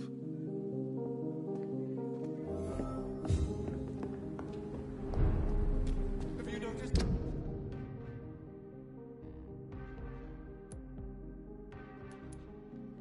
Anything suspicious recently? Remember, don't let any strangers come into your house. Have you noticed anything suspicious recently? Good evening, sir. May I have your attention, please? Come on, Johnny. Don't you recognize your oldest friend? Clarence. Clarence Crossley. How are you? My God. So you survived the war too. So sorry I didn't recognize you at first. I almost didn't recognize you either. War does that to men, I heard. In my case, it was true, for I witnessed the horror that lies underneath. When did you escape the war and return to London? You know what's funny? I almost never think about the war. Not anymore. I'm involved in another kind of battle now.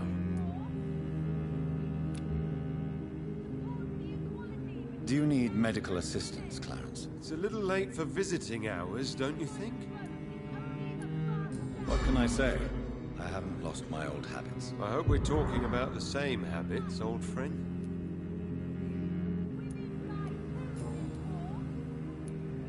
How is your wife, Venus? We've spent so much time away from each other.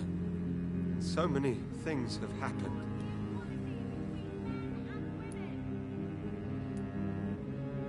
Is everything all right at home?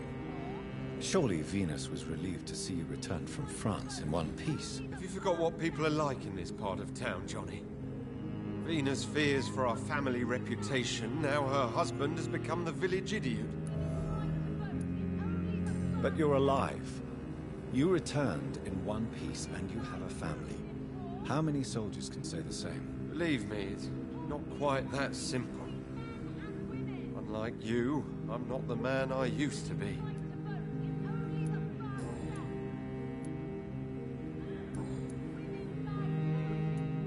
I'm investigating the source of the epidemic in this district. Can you help me? Infection is everywhere these days. But if you ever go to the park near that swanky house belonging to the Mullaneys... Yes? What about the Mullaneys? What about their house? Not enough noise for a big family with children. Not enough movement. Closed doors. What is going on in there?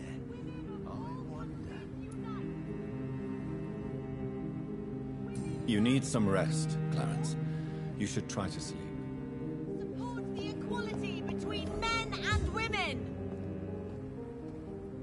Women's right to vote is only the first step! Women of all countries unite!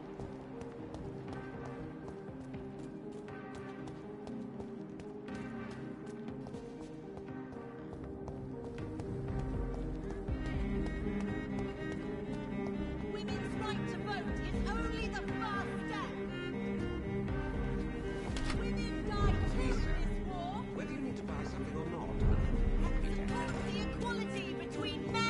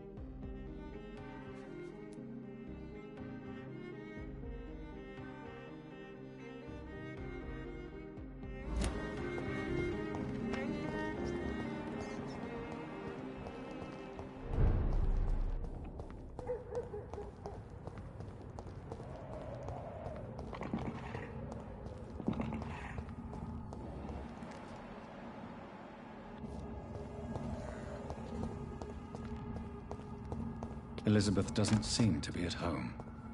I'll come back later.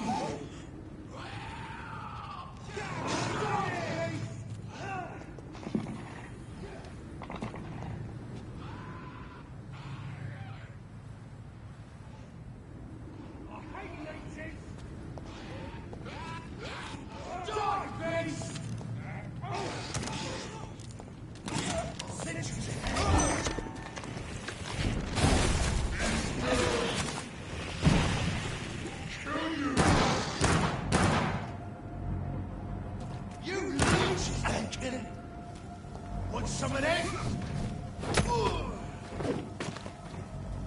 Over there! There's one of them birds!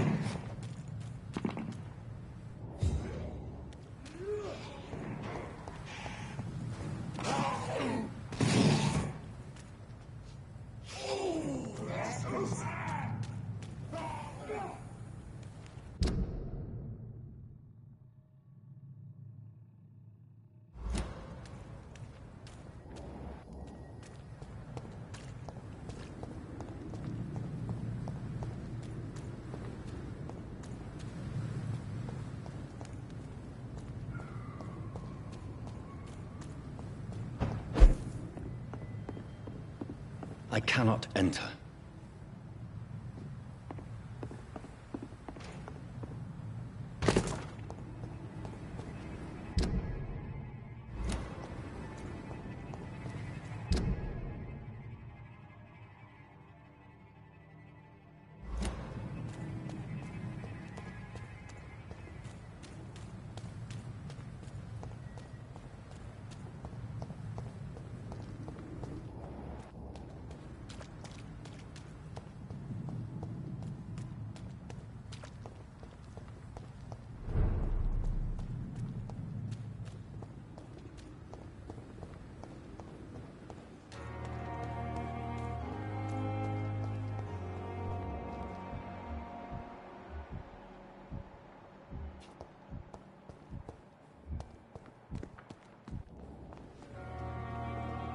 Good evening, Milton. Good evening, Doctor.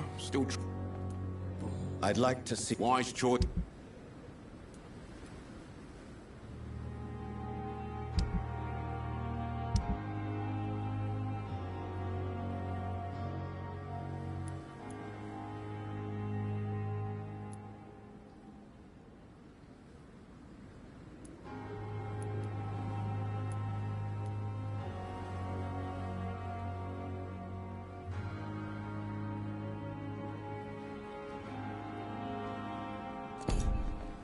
The Pembroke is so lucky to have Dr. Reed, you know.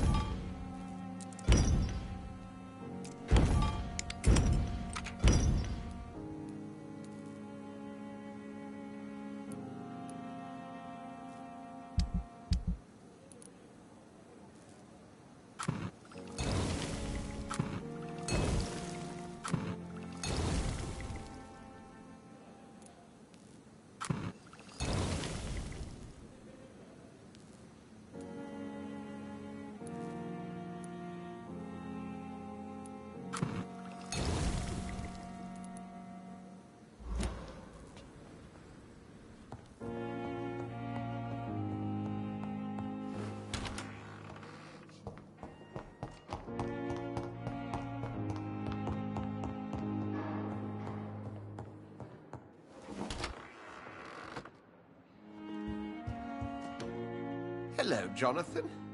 How are things on the West End front? Complicated, my friend. The rich and powerful feel threatened by the disease, and have asked me to put an end to it. Yes.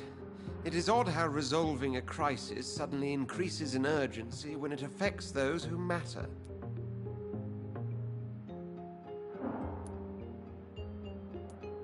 It looks like the epidemic is spreading to the western districts of London. I am trying to locate the source of the infection. It won't be an easy task, my friend. This disease is highly contagious. Do you not think epidemiology could be helpful in this matter? To retrace the origin of infection through time and topology? If anyone can perform such a miracle, it will be you, Dr. Reed. Since this epidemic is evidently linked to the vampire curse, we must find the original carrier to understand where it comes from. I admire your logic, Jonathan, but be careful. Rationality, when it comes to your kind, is not always a reliable lens. Does the Brotherhood of St. Paul know anything about the Ascalon Club? Well, I'm afraid that's unlikely.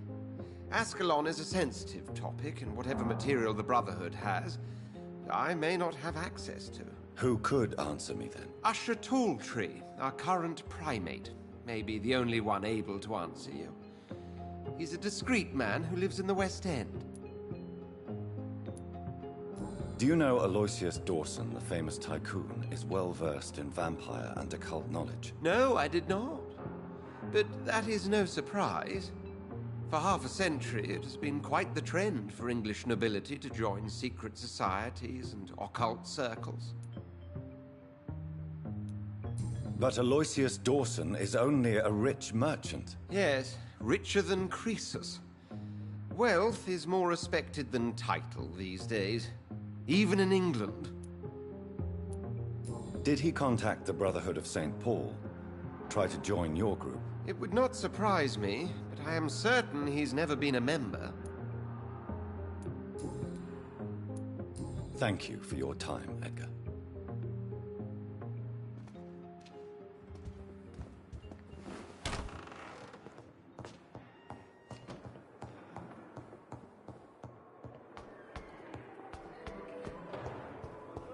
I wish I could be sick again. Feel my blood boil with the fever.